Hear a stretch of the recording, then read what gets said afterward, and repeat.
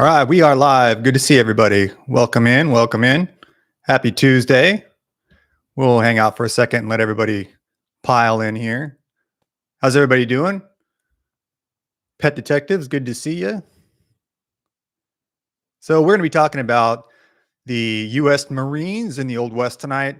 Pretty overlooked story, and they're really more involved than you would think. And we're going to get the obligatory happy birthdays and happy Veterans Day out of the way in a second. I just want to give people a second to come on in. Yeah, we're going to cover the history of the Marines. We're going to cover Teddy Roosevelt going down the Amazon, which was nuts. And we're going to cover Armistice Day too, because it's one that's, I think, overlooked a lot in American history. So the impact of that worldwide is really hard to underestimate. Rhizosphere Gaming, what's up, man? Thanks for coming in. Good to have you. All right, we got a couple people in here now. So first things first, happy Veterans Day to all of our veterans, everyone that served our country. We really appreciate it. Can't thank you enough. I have lots of friends that are veterans, and hopefully we thank you every day. But thank you very much for your service. We appreciate it. I know everyone here agrees with me. And also to all of Marines watching, happy belated birthday. It was yesterday, but it was too hectic to get on and make a stream, so we lumped it shamelessly in today. But happy birthday to all of our Marines watching. And am I forgetting anything? Oh, and then happy Armistice Day too, because it's like we said, a massive day in world history. So we're going to cover that a little bit and just kind of dive into all kinds of stuff like we normally do and hang out and talk some history and talk in the chat and all that good stuff. So without further ado, we're going to jump into the Marines in the Old West as I pull my notes up here. I had a good little system set up, and I forgot to set it up tonight where I have like a split screen. There we go. Cool. So really, the Revolutionary War, they're set up as a security force really for the Navy and an amphibious landing force, but really they're usually kind of shipborne. Is that right? So they're on there to keep order. They're a police force, they're a defense force, and they're a way for the Navy to make a landing. Pretty small force, and served quite a bit in landings in the Revolutionary War. Saw lots of action. They're just such a small force. The Army took a lot of the credit, deservingly. I'm not trying to start a fight here. Just saying the history of the Marines is kind of overlooked, at least until the Barbary Wars. And if you've heard the Marines hymn, you'll hear from the halls of Montezuma to the shores of Tripoli. For my purposes, it would have been easier for me tonight if it was from the shores of Tripoli to the halls of Montezuma, but it's cool. It's cool.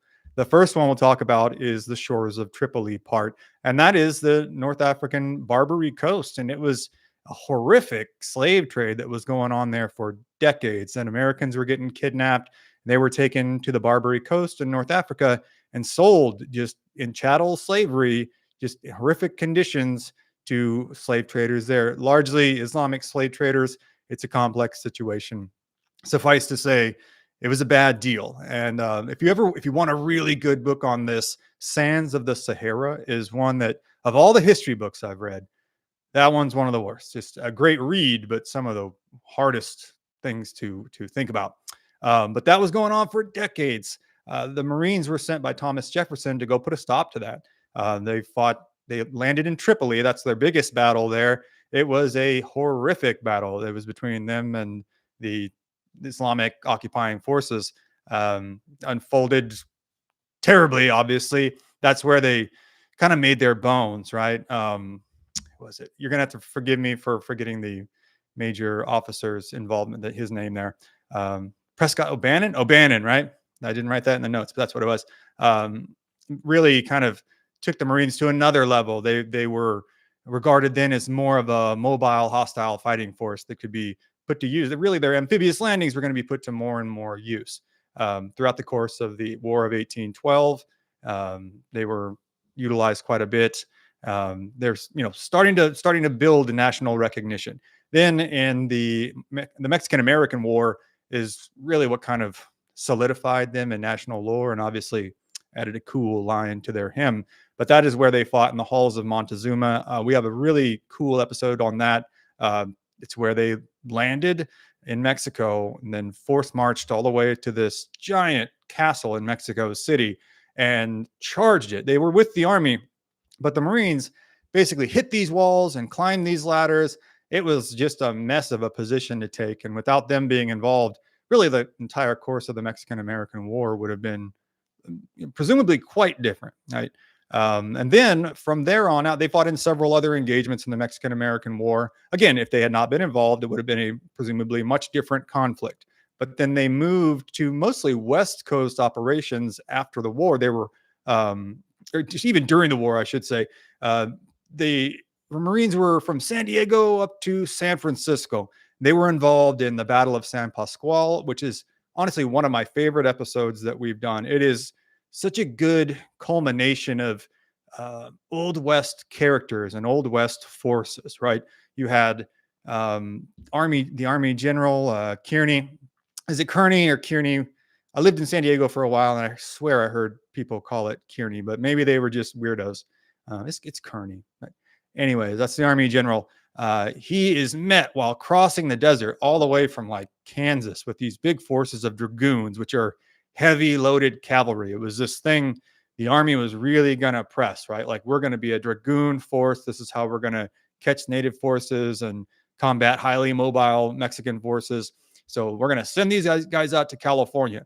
They march all the way across the country, and they're met halfway by Kit Carson, the famous mountain man who's literally in everything. He's like, I don't know, like Pacino or something. You're just like, this guy's in everything. So he shows up here. He tells them, listen, things are going bad in California. You need to get out there. They say, all right, bro, well, you need to come back with us. So he's like, okay. He comes back with them, and they are met halfway through, kind of not halfway, a little north and a little east but of San Diego, but far enough east where you're just in the desert. It's a lot of bushes and a lot of mesas and stuff, but it's not the shoreline, right?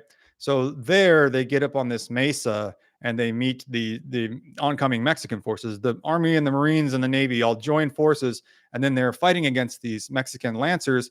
The painting is great. It's a Frederick Remington, or I guess it's a Frederick Remington sketch, but it's great. It shows the close quarters combat, and the lancers are on their horses. And as soon as the Marines and the Army would fire their weapons and have to reload, the lancers could get in close, and they're using like 14-foot lances, right? Like, I'm 5'11", 5'10". I'm gonna be honest with you, 5'10". But that's like 2.5 of me. It's a long lance, right? Long enough where you don't have to get in very close to stab somebody. And they keep stabbing these guys and keep stabbing these guys. And eventually it takes a real toll. Several of them are killed, and they're stuck up on this mesa. They can't go anywhere. Kit Carson Kit Carson himself, another Marine, I think a native guide, sneak off in the middle of the night. They go all the way back to San Diego. They get some more Marine forces. They go back out and do a rescue mission and get the other Marines. And then they're kind of posted up in San Diego for a while. Then they go up north and take Monterey, and they're stationed in San Francisco. And they're also, after the gold rush, after the Treaty of Guadalupe Hidalgo was signed, right? We've won the Mexican-American War. They won the Mexican-American War, however you want to phrase it. The Marines are stationed in San Francisco and a couple other ports up and down the coast, up and down Northern California coast. And they are acting as a kind of security force amongst the miners, because there was tons of crime, tons of fraud, tons of violence in the gold rush. You have lots of money flying around and lots of disposable income and lots of single guys. So things got rough, a lot crazier than people understand. And the Marines were a huge part of enforcing any kind of law in early California. I think the biggest battle for them is San Pasqual. That is really where I think they get overlooked a lot. Like, San Pasqual is hardly known by anybody, even people that have lived in San Diego for a long time. And taken in its totality, that if that had happened in like the jungles of Vietnam, we'd think this is an absolutely insane battle. But I think a lot of people hear that it happened in San Diego and kind of think, oh, it must have been not too bad. It probably happened like near a pickleball court or a surfing beach or something. No, it was terrible. The fact that any of those guys survived is pretty crazy. All right, let's break that down a little bit more, what I just said, like how they worked their way up. So they captured Monterey in 1846. Oh, yeah, they also took Los Angeles in the Battle of Rio San Gabriel, which I did an episode on. I think it was really cool. It didn't get a ton of traction. If you go check it out if you haven't seen it yet, I'll post that in the comments. It's one of those that it's another one that happened in the middle of a major city, and you could go there today. There's a little tiny plaque. Hopefully, we'll be able to go out and check it out ourselves someday. It'd be cool to do a live stream from there. Um, yeah, it happened on the San Rio San Gabriel. Speaking of Spanish, that shouldn't be a problem, but it's tough. The Mexican forces were across a river. All the Marines and American forces. Again, it's an Army and Marines combined force. Kind of amassed and had to cross the river and then got trapped again. Like this is supposed to be like a history episode where we really like say how awesome the Marines are, and we're kind of showing them getting trapped a little bit, but they fought like hell, and without them they wouldn't have gotten out of it. And it was a tactical war that nobody knew how to fight at the time. They were like, what are we going to do against lancers? And these are also to show who they really beat. I think people underestimate the California forces, who were a separate entity in a lot of ways from the Mexican forces writ large, right? They are far separated from Mexico City, and even by their own citizenry, kind of looked at as, I don't want to say second-class citizens, but separate citizens, right? So they had their own culture, probably, except for the Comanche, and even before the Comanche got horses, the finest riders in the world. There's all these accounts of them doing incredible things, having incredible skills on a horse, right? They could ride from 100 yards away and put a pin through this little ring, and they could basically do things that only a trick rider today could do. So they were a hell of a fighting force, and they didn't really know how to combat this. So it took a little trial and error, unfortunately for them, right, to get that figured out. But once they did, they are in a large part the way they are responsible in large part for the geography, the what do you call that? The borders of California today, the shape of it. They without them, it's debatable, like how much of the territory you could have taken in the Mexican-American War. Let's see. And then also, okay, after they kind of moved up the West Coast, they are in San Francisco taking care of the gold rush for a while. Then they go up to Oregon. Finally, they get to Seattle. And they played a big role in the Battle of Seattle. I'm shamelessly pimping the episodes, right? But it's for good reason. They just kind of coincide with what I'm talking about. If you haven't seen that, go watch it. Go watch it right now. This will be up later. But they were stationed in Seattle. Seattle, again, another place where we think of it's a tech hub and it's a coffee hub. And it is now. But back in the day, it was the farthest reach of the northwestern frontier. And it was vulnerable to attacks from the natives. The natives weren't probably quite as bellicose as they are in the open plains, but very, very dangerous. And what happened with Seattle, the Battle of Seattle, they had coalesced. They were just tired of these broken treaties again, which is a contentious episode, a contentious subject. Like some people will argue that terms weren't upheld on both ends. I'm not so much of that school of thought, though. I think they got a pretty raw deal here. They were tired of having their lands kind of shrunk over the years. More and more would be given up to the settlers, and that wasn't what they'd agreed to. So they got very upset. They banded together 4, 5, 6 tribes and planned an attack around the edges of Seattle, which was a few square miles at the time. It's not a huge area. It's all kind of around the Puget Sound. It's a port city and a lumber city. So they surrounded the town and tried a surprise attack, and the Marines were a pivotal force in driving them back. They were having a gunfight in First Street of Seattle, and then they chased the native forces back up a hill. But really, they were the aggressive offensive element. It was a lot of settlers trying to defend themselves, but they have no training, and a lot of them, this is completely new to them. They don't know what to do. So the Marines played a pivotal role again in like the shaping of Seattle, the shaping of Washington as a state. It's one that I think is just overlooked a lot. Like you see the Old West as more of a army, a cavalry kind of thing. And really the entire West Coast depended on the Navy and the Marines. And the Marines were the landing force of the Navy. So they worked in conjunction. And the Navy, to be fair, was a pivotal role in most of these. Their cannon and firepower enabled the Marines to have some measure of support fire. But really, yeah, they are, I think, terribly overlooked in the history of the Old West. Let's see if I'm missing anything. And yeah, they're in. Yeah, that's kind of a good summation of it. Let me check the chat real quick and see if we have any Marines with us. See if I'm leaving anything out here. Shorts by Kate says, "Sands of the Sahara was a brutal book to read." Yeah, I stole it from my dad's. I borrowed it from my dad's bookshelf, and it was a rough one. You kind of had to like piece your way through it a couple pages at a time. It was just like when people's skin is falling off and stuff, and you're just like, I get it. All right, I get it. But it was good. It's a great book. Pet Detective said, in Fresno, we have the Kearney Mansion. They pronounce it as Kearney. Fair enough. Okay, I'm going to go Kearney. Happy Veterans Day from Space Cowboys, brothers and sisters. Happy Veterans Day. Absolutely. Space Cowboy, are you a veteran? So what you're saying is there's nothing new under the sun. I don't know what part of what I'm saying you're taking that from, but yes, that's pretty much always what I'm saying. Hatfield McCoy says, Simplify Marines. Hatfield McCoy, you a Marine? Late happy birthday to you. Grunts and Pete Pog says, one of the greatest channels on YouTube. Thank you very much. Appreciate that. I'm guessing you're a veteran too, so I shouldn't do that. I'm a civilian, but it's like reflex. Now you watch a lot of movies, you're like, I'll salute. Let's see. Every young boy always wants to be a Marine. Yeah, I have lots of friends that are Marines, especially. And one of my best friends is a corpsman. So that's kind of in conjunction. I had to wish him a happy Marine's birthday too. I never knew this part of our history. It's awesome to hear this stuff. Yeah, I think the Marines get criminally underserved all over the place, right? And you definitely get underserved in the old West history realm. Hatfield McCoy says, I was a Marine rifleman from 99 to 2011. Wow, 12 years. Well, thank you for your service. Like I said, belated happy birthday.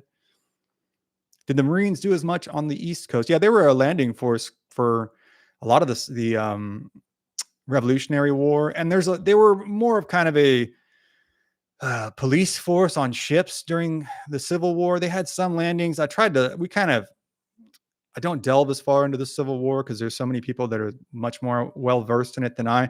But I looked a good little bit into it, and you can see on a lot of the Navy pictures and Civil War pictures, you'll see the Marines. They're off in the side, and they're in their own ranks and lines, and they have taller hats, and they're acting as a security force for the boat.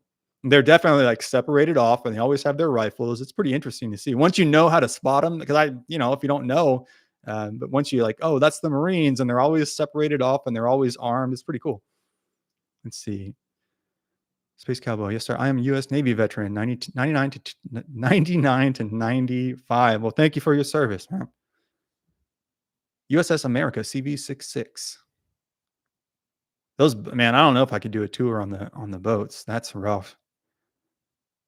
Gotta love our docs. Some of the best folks around. Yeah, one of my best friends. He's a solid guy. One of the few people. If I needed somebody to stitch me up for whatever reason, I'd trust him.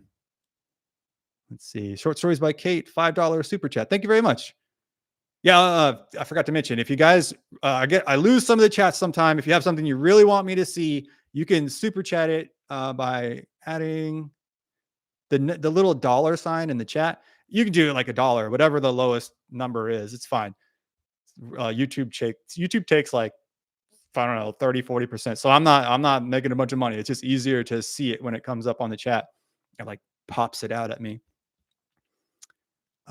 Space Cowboy. I love the Royal Marines uniform in the movie Master and Commander. Dude, that might be one to watch. That is one of the best history movies ever made. Super accurate. Everything's accurate. The ship, the uniforms. I watched a lot of like historian reaction videos to a bunch of movies, right? Sometimes those guys get a little cynical for my taste, but everybody loves Master and Commander. Great movie. Space Cowboy, are you a veteran? I am not. No. I am. I got epilepsy, so it's a no go, right? Even Black Hawk Down made that little scene where the guy, la, la, la, in the middle of, they're like watching The Jerk. I was like, you guys, like, we get it, right? We get it. You don't need to put that in the movie. Let's see. Did the Marines do as much on the West Coast? Dan Robertson says, "You are only as good as your competition." That's right. You need iron sharpens iron, right? Totally off topic, but I watched The Alamo with John Wayne today. Yeah, I think it's a great movie. I think the Billy Bob Thornton 2004 Alamo movie, I think that was really good. If I'm being really picky, okay, like maybe some of it gets, I don't know. No, I think it was good. I think it was good. Might be another one we should watch. We need to do some more movie nights. There's so many ideas, it's hard to fit them all in. That might be a good movie night one, though. Let's see. What a great movie Master and Commander is. Yeah, that's just doesn't get much better than that, right? So many characters, everybody's kind of weaving together and making this story work. There's not just it's very three-dimensional, multi-dimensional, whatever. You get what I'm saying. All right. Any Marines in here feel like I'm leaving anything out for the Old West? And like I said, we've got several Marine videos, so go check those out. We're gonna do a longer video of the greatest battles in the Marines history, so that'll be coming too. Let's see. Grunts and Pog says, served with the Dark Horse Battalion 3-5 as a mortarman. I knew we had a lot of veterans. Thank you all again. Thank you very much for your service. Dark Horse. I don't know what the Dark Horse Battalion is though. And what's a Pog again? A Pog is like, it's a dude, right? Like a new guy or something. Let's see. And after this, we'll get into the Roosevelt story. Honestly, I think the Roosevelt thing is going to need its whole own live stream. Let's see. Am I missing anything with the Marines? Oh, and another thing, I am missing some stuff with the Marines. Like it's hard to find a ton of stuff on stuff they did in the Civil War. They did some stuff. I mean, and they did a lot, right? I'm just saying, like offensively, I need to find some more stuff that we can cover there. But post Civil War, they were sent abroad. They were in the 1890s, especially. They were sent to the Philippines, China. I'm leaving a bunch of them out, but they went worldwide. So that I think would be some cool stuff to cover. Battle of Peking, right? They were in the Spanish American War. They fought in the Philippines, but I can't remember the name of a specific battle. The Adventures of the Pet Detectives. Thank you very much. $10 super chat. Really appreciate it. Thank you, thank you, thank you. And that makes it stand out. Like it's super bright on my chat. So easy to see. Thank you so much. Really appreciate it. Clock cutter, a POG or a POG. Yeah. Okay. I've heard it called POG too. Is a rear echelon serviceman, someone who's not an O3 infantry trooper, a support person in logistics or administration or supply or the like. Okay. Got it. Nope. Those were my seniors. I was deployed in 2006. Well, that's a wild time to be deployed, huh? Yeah, there's a lot of terms in the veterans use, right, in the military, and it's like we don't know what they mean, and you don't want to misuse them. It's similar to cowboys where it's like I don't want to call that a latigo if it's not a latigo or whatever, right? Like I don't want to use the word lariat when they never say that. Let's see. Space Cowboy starts it out with, I am not gay, but a hell of a way to start a comment out. But Russell Crowe's portrayal of Captain Jack Aubrey and Master and Commander, ... I'm just saying. Don't ask, don't tell, right? That's the policy. Who implemented that? That's a trivia question. Who implemented that? No, it's not a trivia question. Let's see. That's going to get us in trouble, right? See, I knew we had lots of Marines and lots of veterans in here. Thank y'all for watching. We're glad we catch your interests. Let's see. Yeah, I think really the most overlooked one is the Battle of Seattle. Those guys made a wild charge just straight out of the city and up a hill. They were just like, listen, somebody's got to do something. And that's like a very Marine thing to do, right? Like, what's is it Chesty Puller and the Korean War? I think it was the Battle of Chosin. They said, they've got us surrounded. And he's like, good, we got them right where we want them, which is like, that's perfect. I mean, like, come on, I wish I had one chance in my life to say something that cool. Any other Navy peeps in here? Any other shellbacks? Let us know. Let us know. Lieutenant Colonel 3-2. What's the I'm reading that wrong. I sound like a total civilian, which is, I am, but I've watched enough war movies. You'd think I know. We were in Haditha in 05, 06. Jeez Louise. I need to. What do you think? Should I do some episodes on that? I got very obsessed with the GWAT for a while. I read like every book I could find on it. Kill Bin Laden, a great book. Let's see. Wow, there's a bunch of service veterans in the chat. Thank y'all for your service. Yeah, absolutely. I thought it was important to get on and do one on Veterans Day. I kind of, like I said, wanted to do one on the Marines' birthday, but it didn't work out. So next year we'll make it happen. You don't want to make Marines mad. All right. Space Cowboy, do you have a poster of Russell Crowe on in your bedroom?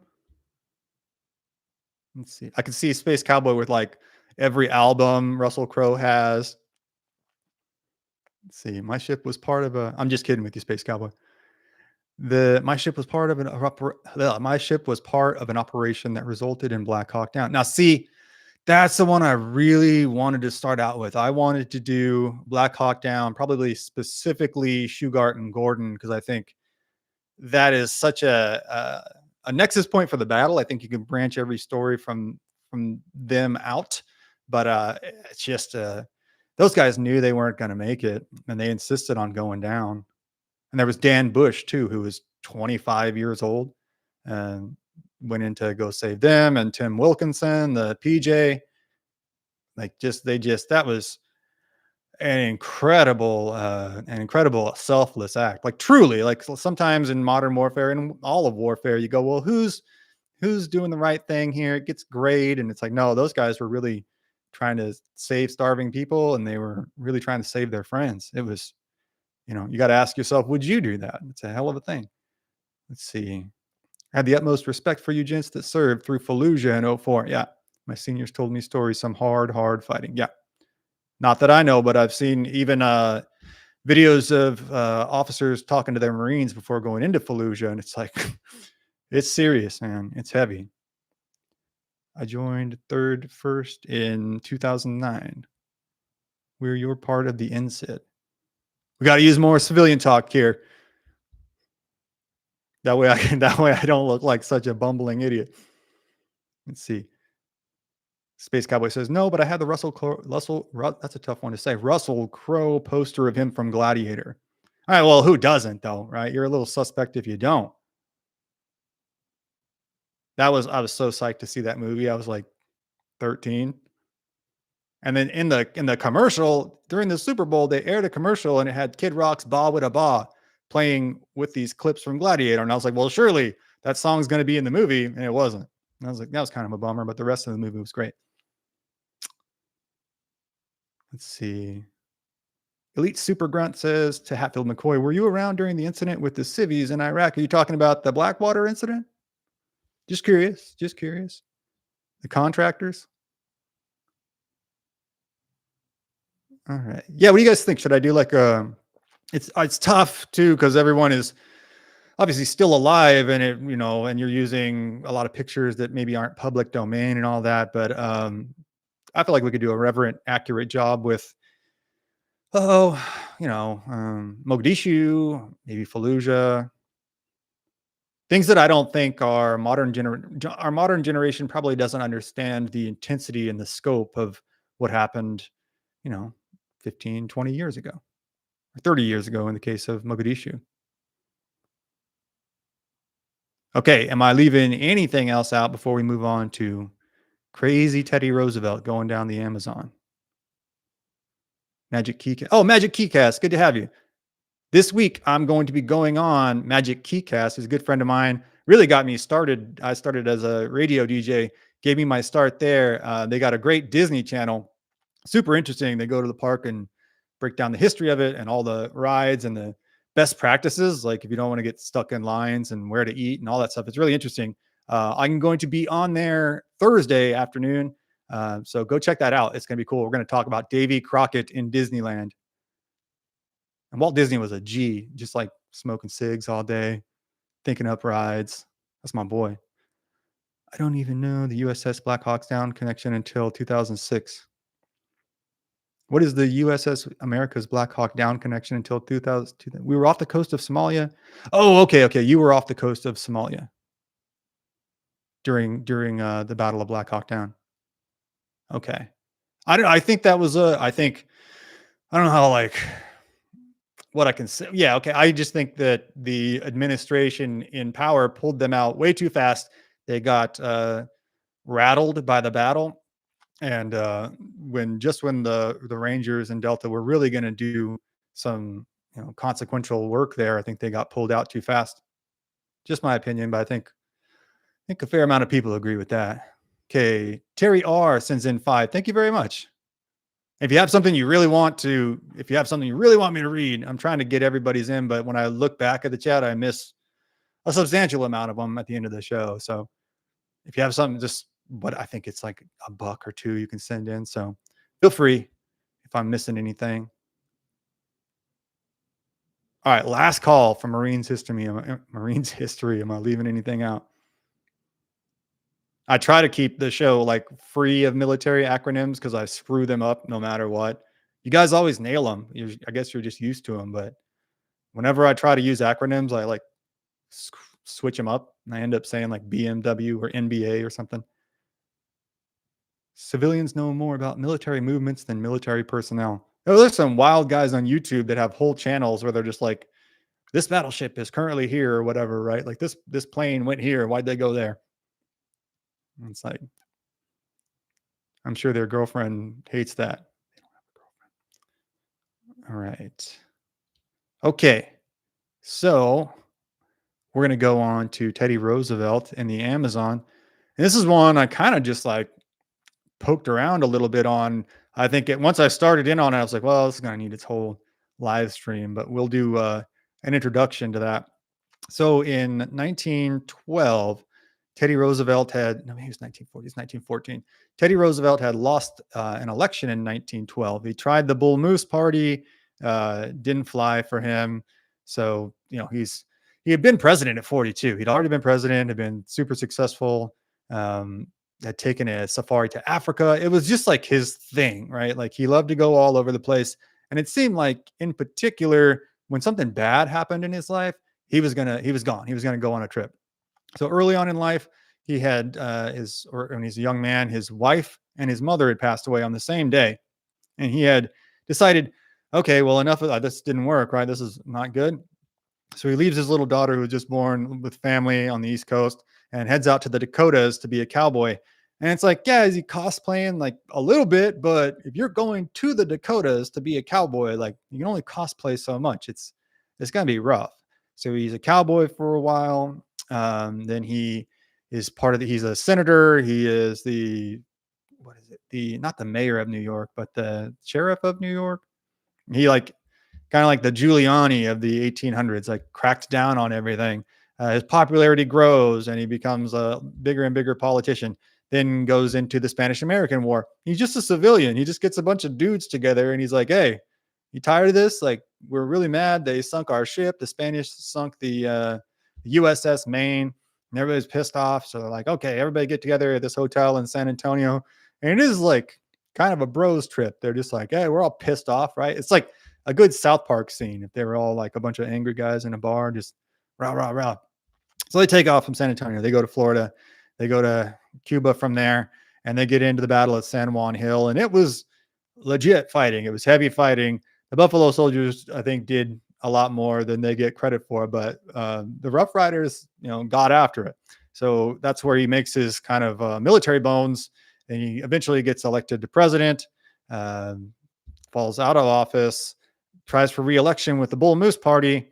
Doesn't work. He's 52 or 53 at this point. He actually got shot. He tried to assassinate him, and he had a book in his breast pocket. Hit him. It didn't kill him. He kept giving the speech, and everyone's like, this kind of solidifies his mythos, right? But he doesn't win the election, so he's really unhappy about that. So he's sitting around trying to figure out what he's going to do next. A museum in Argentina said, like, bro, come on down here, give some speeches, check out our museum, and like just come roll around Argentina for a while. And he decides, like, yeah, that's a cool idea. Also, we're going to take some people from the museum and just like go up the Amazon and see what's up. And everyone's like, okay, well, that's a pretty wild idea, but do your thing. So they get down there, they roll around Argentina for a while. They hire some guides. They go to Brazil. His son Kermit is living in Brazil. And Kermit's his dude. Like Kermit's 20 at this point, young guy, but he is very much like his dad. He's always down to get into something. So he hears about this Amazon trip. He's like, yo, Pops, I'm rolling with you. So they get everybody together in Brazil. They start heading up the river. They got this, what is it? Maron? No, that's a bad word in Italian. Moron, Sergeant Moron, I think.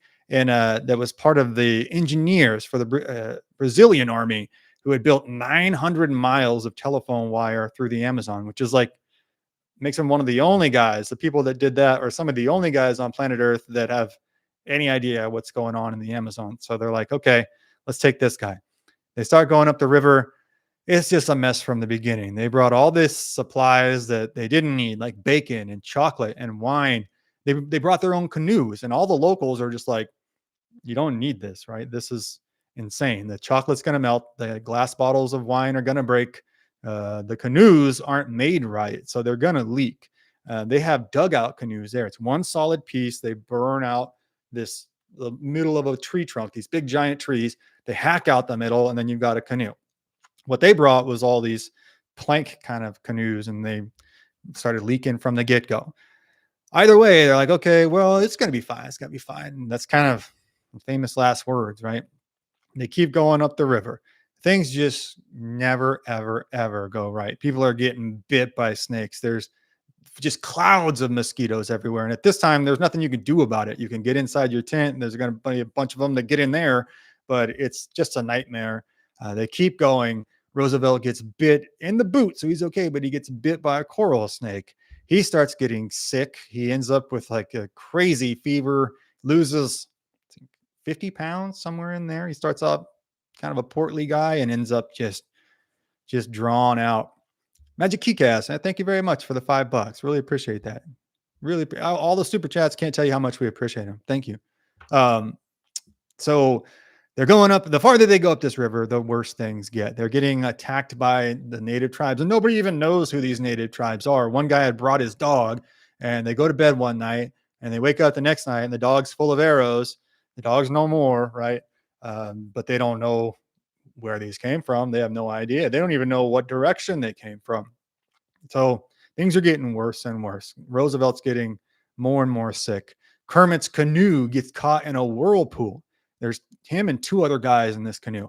Gets caught in a whirlpool. There's like minutes of them going, what are we going to do? What are we going to do? Can we get out? They're struggling to, pull it out of the whirlpool. Both of them, all three of them finally bail. One guy drowns. Kermit and another guy swim to the shore. And they're just a mess after that. Roosevelt continues to get sicker. He's at this point spending days and nights in his bed. The doctor on the expedition and Kermit in later accounts both said, we don't know. We thought every morning we thought like he's not going to see tonight. And every night we thought he's not going to see the morning. But, the show must go on. So they keep humping it and going down these rivers, fighting off attacks, there's huge giant caiman, which is like a crocodile, right? They're avoiding those. There's leopards. It's more of the bugs, just incessant bug bites, the snakes just everywhere. And then not knowing if they're in friendly, not really knowing like where they are, how far down the river they are. They're constantly losing supplies. And it was just a disaster. Like you can see Roosevelt before he left, and then there's a picture when he's coming back, and he never really recovered. He would have rheumatoid arthritis, rheumatism, a bunch of other plaguing ailments and aches and pains, and he would call them his Amazon troubles for the rest of his life. Like he's 55 at this point. So for somebody that's not in great shape, it's like, this is a tall order already. Somehow, he survives. Kermit survives. As he's recovering from the trip, Kermit decides like, all right, his old man's got him all fired up on war. He's super fired up. Roosevelt himself tried to enlist in World War I, and they were like, dog, like, come on. Like, you just got back from the Amazon. You're 56 at this point. Like, chill out. His son, though, Kermit, says like, my dad's been talking this thing up. We got to go do the right thing. Lots of Americans went over before Woodrow Wilson, actually, it's probably his wife, but Woodrow Wilson got us involved in end of 1917. But lots of Americans, especially well to do Americans, had gone over there first as aviators. They would sign up with the French Aviation Corps, kind of like a aviation French Foreign Legion, and start flying missions. And there's really like no more dangerous job in World War I than a pilot. It looks glamorous. It looks like, oh, it'd be better outside the trench. It's terrible. Like the mortality rates are huge. If you get shot in that plane, especially in the early parts of the war, and especially the British and French air forces, there are no parachutes because they thought, well, if we give these guys parachutes, they're just going to wuss out all the time and just bail anyway. So no parachutes. But if you get shot, that engine is likely going to catch on fire and you're just going to burn all the way to the ground. Like you're going to catch on fire all the way. The best thing that's going to happen to you that day is hitting the ground. Then it's going to explode and it's just going to be all bad. But just it's the job you'd probably least want. You got to go home, you got to go back to base every night, and they would have parties and they would have balls and they would have like dances. I mean, they would have nice dinners most of the time, even scotch and cigars. But your chances of making it were far less than someone even on the front lines. It was a bad deal. And so it happened with Kermit. I forget the year, later in the war, 1916 or 17, kind of in the middle of the war, he got shot down. And Roosevelt just never recovered from this. Like he was pretty much despondent for the rest of his days. Someone that was really such a vivacious character, a vibrant character. Maybe vivacious isn't the right word, but he was just a vibrant guy, full of life, bully. And when this happened, that was kind of the end for him. They said he had this little toy airplane that he would like kind of play with all the time and just wander about his office. And then in 1919, he's 60. So he's not very old. And it's, 4 years after the Amazon trip, when they got back from the Amazon trip, he died. And his vice president that buried him said death had to come for him in his sleep, because if it came for him while he was awake, he would have fought him off, which is, a nice tribute at the end. But that was, I think, a tragic ending for him. And I think the Amazon trip, which was supposed to be his great adventure, he even told reporters, this is his last chance. This is my last chance to be a boy. It's like, maybe don't take it, But yeah, so the real tragic downside for one of the most seminal characters in American history. Okay, so we're going to roll through the chat again. Like I said, that's going to need its whole episode. We'll be doing that quick. We'll be doing that soon. Let's see here. Check the chat again. Only Beer says, didn't the Amazon expedition almost kill him? Yeah, it literally almost killed him several times. Like they were dragging him. He really shouldn't have made it through. It's a miracle. I mean, he lost quarter of his body weight. Like that, if you were 200 pounds, that means he was probably around that. He would have lost 50 pounds. That's crazy. Surrender Monkey says, so he's probably where Winston Churchill got the idea. Adventures are fun. I mean, yeah, well, Churchill's probably halfway through a bottle of scotch when he starts thinking up adventures, though, Have you ever seen that video where the guys try to match Winston Churchill drink for drink and they just end up toasted? They are messed up, which is a skill in its own right? To run a whole country that hammered. Let's see. Have y'all seen the very believable photo of Teddy on a velociraptor? No, I have seen it. It makes a great t-shirt. And there's one of George Washington on a T-Rex, right? We could touch on that real quick too. We're going to do a Young Washington episode. Probably be out Thursday or Friday for sure. If not Thursday, then Friday. I think we talked about a little bit last stream, but Washington was an intense dude and he did some wild stuff when he was young. So that'll be coming your way soon. Let's see. Churchill walked 300 miles after escaping the Boer prison. He wasn't a chump. No, he wasn't. And was he in the charge of the Light Brigade? I forget. He was about it. He was out there getting after it. I got an ad when you were talking about his injuries. Was it from a canoe accident, snake bite? Oh, you got an ad while I was talking about his injuries. It was mostly sickness. Like he had just come down with some kind of Amazon fever, and he just kept deteriorating and deteriorating. He was running a fever for weeks on end. He didn't. He would tell them again and again. They said like every day he'd say, "Just leave me here. Like you guys can't keep hauling me around. I'm not gonna make it. Just leave me here." And there was one guy, the porters got in an argument, and one guy killed another because the guy had accused him of stealing.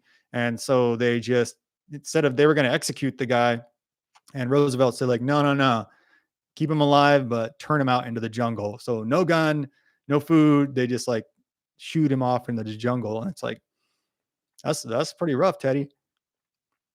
Let's see. Only Beer says, my 7-time great grandpa served under Washington in the 7 Years' War as a scout. Yeah, that's a super overlooked and intense period of American history. And like, yes, that's, technically colonial America, colonial Britain, but it's the precursor to American history, and where a lot of our founding fathers got their start. It's kind of the Mexican American War of the 1700s, where like all of our Civil War generals got their start in the Mexican American War. And that's where a lot of our early founding fathers cut their teeth in the 7 Years' War, and that is the French Indian War. Let's see. Joe Budd says his failure was Gallipoli. Yeah, I think most people would agree with that. Let's see. American history is fascinating. It really is. Yeah, it's, I think, a uniquely fascinating country. Not the Light Brigade. Okay, yeah. That was in, yeah, no, I know. I kind of threw that out there. I couldn't remember. I believe he was in the Boer War, though. Yeah, okay, yeah. Don't hold my feet to the fire on that, Surrender Monkey. I was like kind of trying to remember on the fly, and I'm not a Winston Churchill expert, but he was about it, right? Like he was getting after it. He was getting down. Magic Keycast says, "Oh wow, get in the jungle, go get." Yeah, right. It's like, yeah, okay, sure, we're not going to shoot the guy, but it's kind of the worst option. The long walk south. Yeah. Wait, the long walk south. What do you mean by that, Doc Will? Jog my memory a little bit. Let's see. Happy birthday, Marines, Joe Bud says. Created to fight pirates. Yep, we talked about that at the very beginning. It's like they were Thomas Jefferson was like, "Listen, guys, I need you to go out there and I need you to nip this in the bud, right? We're tired of this." And they did. They went all the way across the Atlantic and just started whooping ass. Let's see. I'm scrolling through the chat. I'm doing my best to get to everybody's comment. And thank you all for being here. This is fun. Space Cowboy said Seminole or Seminole figure in American history, referring to Teddy Roosevelt. Seminole. My Okie drawl may not serve that word too well. Let's see. Space Cowboy says, I have no doubt that you could sell snake oil if rich people if it was advertised as guaranteed weight loss product. Yeah, going to the Amazon was kind of like the Ozempic of its day. Let's see here. The Mexican American War, called the Long Walk South. Yes. And like, if you weren't here earlier, it's like the Marines were a pivotal part in that war. It's kind of a big point, because the Army did, like anything else, they did the bulk of the fighting, right? There's more Army soldiers, but the Marines did some super intense stuff. That there's fewer of them, but some of the things they do are just, they you can see where the culture comes from, and it's always been a part of Marine culture. This Semper Fi attitude, offense first.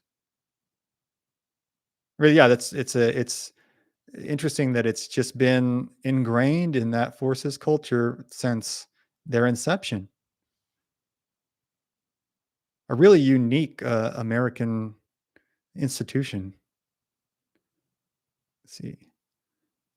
Only Beer says, I've done a ton of research into my family history. My family's been fighting here for on American soil since 1738. Wow. I think my family took if I'm not wrong, I think they put like the reins through a busted out car or something and rode from Missouri to California. Something like that. So not as auspicious is what I'm trying to say. But we're still Americans too. Let's see. Got a lot of comments. Thank you guys. Any other Marines here? And if you are a Marine, tell me which battle is your, I guess, favorite? Like what's the one you are most proud of in Marine history?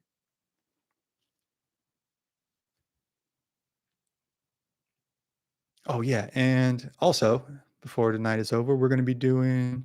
I know I had one more little subtopic listed. Oh no, Q&A. Okay, and I'll go over the next topics of the next live stream, which I think you guys are going to like. If I know y'all well, which I think I do. All right. So also, we'll open it up for Q&A. Any of the episodes we've done, any of the topics we covered tonight that you want to talk about, throw in your questions and I'll do my best to answer. Anything, the Apache, the Battle of Seattle, I don't know, Shawnee, the Texas Rangers, all that stuff. And we have like I said, stay tuned this weekend. It should be out Sunday. We have a Marines episode, the battles of the Marines in the Old West.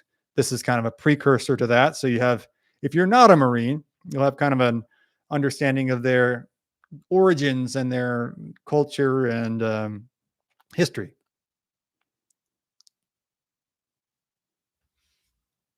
All right. So yeah, I'll talk about the next live stream and give you a chance to put some more questions in there. So live stream probably tomorrow night. I have family in town visiting, but it should be tomorrow night when we're able to get this up. We're gonna do one on. I don't know if I'm playing around with it in my head, whether it should be the Wendigo or Skinwalker Ranch, probably a combination of those. There's a lot of good Old West history, a lot of native history that surrounds that. So we're going to be diving into that. Everybody loves the cryptid conspiracy stuff. So definitely going to be getting into that. Lots of Art Bell talk. Only beer says, I've been wanting to know when you did the fight night live stream, how did you come up with the script? Like, did you simulate the outcome of the matches and something? No, I just kind of thought, well, it would probably go this way. I just kind of imagined, well, this guy's good at this and this guy's good at that. So maybe it would unfold this way. So your guess is as good as mine, right? And I'm going to do another. I really had fun with that. So I'm going to do another one here soon. It's a little more involved because I have to write out the fights and everything. But there's going to be a Teddy Roosevelt versus Abe Lincoln one, which I think is going to be great because Teddy Roosevelt did boxing and judo, which I think is super underrated, especially as a combination. Back in the day, judo was brutal. Boxing, I think they underrated it because it was this kind of thing. But that's not a bad stance if you're trying to be defensive.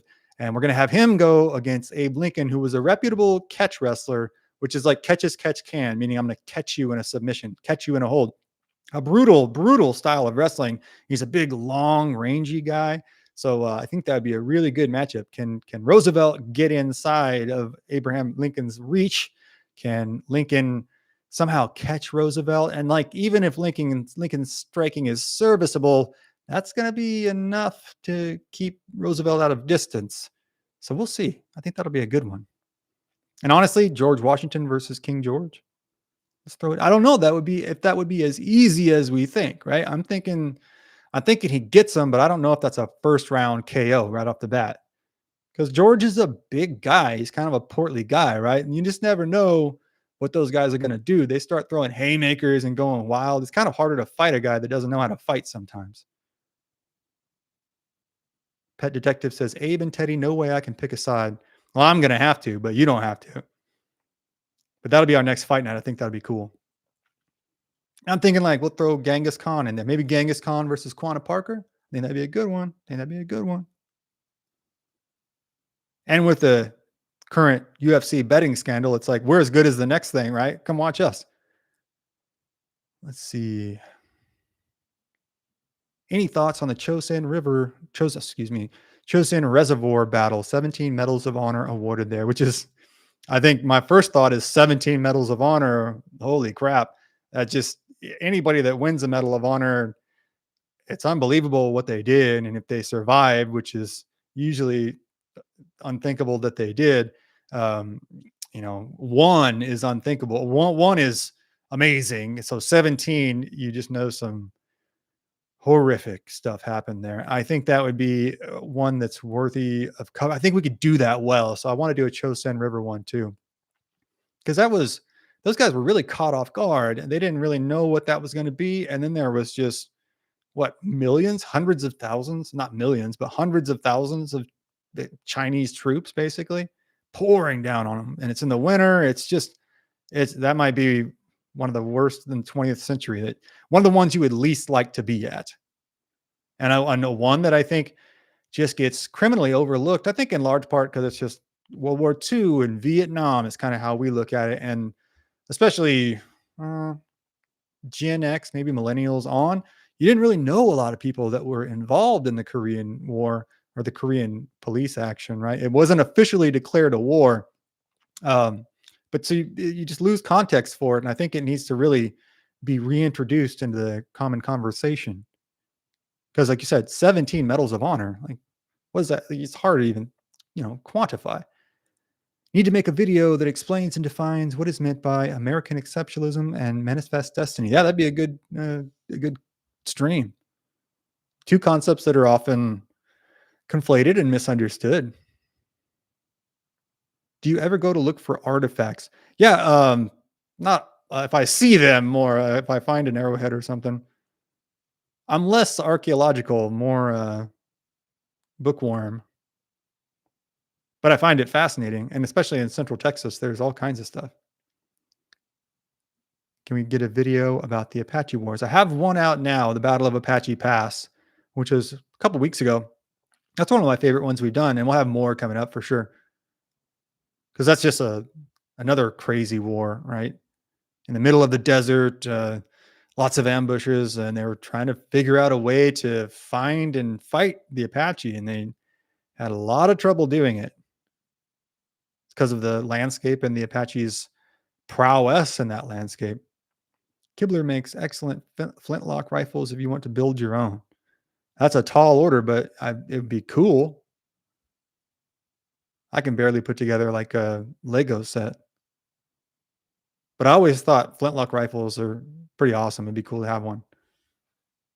And I like watching, I'm not really a hunter. I'd like to be, but I like watching flintlock hunting videos because it's like you get some feel for how this would have been done in the 1800s. Any questions about Teddy Roosevelt too? And anything that you really want me to include in tomorrow's Wendigo episode. Let's say Skinwalker, Wendigo, but we're gonna definitely dive into the Skinwalker Ranch too. I love the scene in Back to School where Rodney Dangerfield gives the correct answer to Sam Kinison as to why America got bogged down in Korea. I got to watch that again.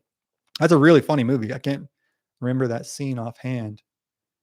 And Sam Kinison's another guy that he was pretty famous when I was growing up. He had just passed away when I was really little, but when you go back and watch him, what you remember is the yelling, but he's really smart and it's really strategic yelling. It's really funny. An underrated guy, especially by I don't know, anybody born in the 80s on, because we just weren't around for it, but really funny when you watch it back. There was nobody really doing that. It really blew everybody away. There we go. All right. Let's see. Sometimes I watch these back and it's like, I got a fro, I don't know, David Cassidy or something. There's a VC Victoria Cross recipient from the Korean War where he ran out of ammo and was using beer bottles to throw at the Chinese. The VC, if you're not aware, is like the British Medal of Honor. I didn't know there was a VC in the Korean War. One we've done that I really liked, an episode we've done is the Battle of Rorke's Drift, which is all right. I know I say this about all of them. That's one of the ones I'm most proud of. I thought it was an enthralling story to cover. Is probably from a ways back, a year and a half, 2 years ago. But it's, I think, a really good one. So go back and watch that if you get a chance. If you just look up the Battle of Rorke's Drift, we should come up. a bunch of VCs awarded in that one. That was the aftermath of the battle, the kind with kind of the yeah, not the aftermath, the kind of tag on action, the second phase of the Battle of Asandolwana, as everybody got killed at Asandolwana, basically. And then the Zulus were kind of like, okay, we're done. And then a bunch of them were like, wait, let's get this one last outpost here. And that was just it's kind of like the Mogadishu of its day. It was just drawn out hour after hour, close fighting. Nobody really should have made it out. Amazing battle. Yeah, it really was. Sean Eipert says, I really enjoy your content. Thank you very much. And thanks for watching. We appreciate all of you. Can't tell you how much. It's just great to have everybody watching. Lots of mistakes at Rourke's Drift. It's on TV every Christmas here. Really? Are you in the UK? Yeah, it's one Americans don't really know about. And it's just an incredible. And it's kind of incredible on the Zulu side too. They just kept sending charge after charge after charge. Surrender Monkey says he's in the UK. Yeah, awesome, man. Good to have you here. What time is it there? And do you eat, is it Vegemite in the UK or the other brand? I can't do that, man. I tried it. It's rough. 3 a.m. in the UK. Awesome, dude. Rock and roll. Good to have you here. If you go to bed before midnight, it's like, what are we doing here? You know? Let's see. Keith Richards has never been to bed before midnight in his life, and he's still kicking. A little bit of Arizona with Teddy Roosevelt because a little bit of Arizona history with Teddy Roosevelt because of him deciding to build the Roosevelt Dam. We now have the state's largest lake, Roosevelt Lake. You guys have the state's largest. Oh, yeah, you have Arizona's largest lake. Okay. You'd be surprised how hard it is to read comments in real time and not look silly. Why does Teddy have a national park named after him in North Dakota? I think because of his time there. He spent a couple of years there as a cowboy. And I mean, obviously, when he showed up, all the cowboys, they were like, this is our job, you know, and this is what we've been doing since we were little.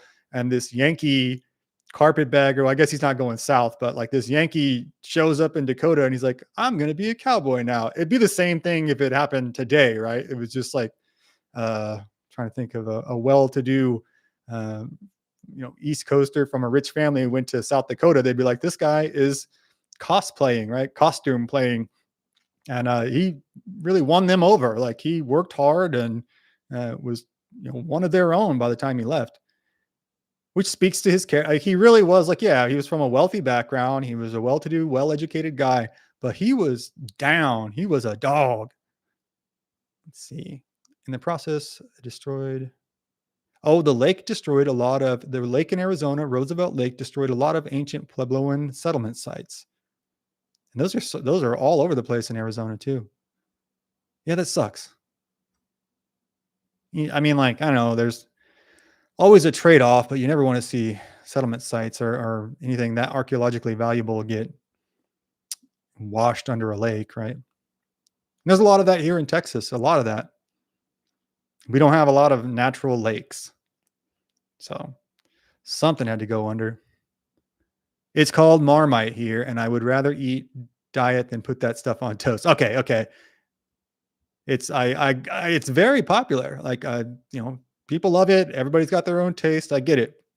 I'll tell you one thing though. Y'all have those things called Jaffa cakes. All right, if you're out there and you don't know anything about British food, you'll probably say, "Oh yeah, it's not that good." No, hold on a second. They have these things called Jaffa cakes, and they're these cookies, and they have this like orange like jelly kind of stuff on top of it. I know, just hold on. Just relax before you cut me down for the orange and chocolate thing. It's really good. It's chocolate coated. They're like shortbread, soft cookies. They're amazing. They're one of the best cookies I've ever had. God bless you all for making those.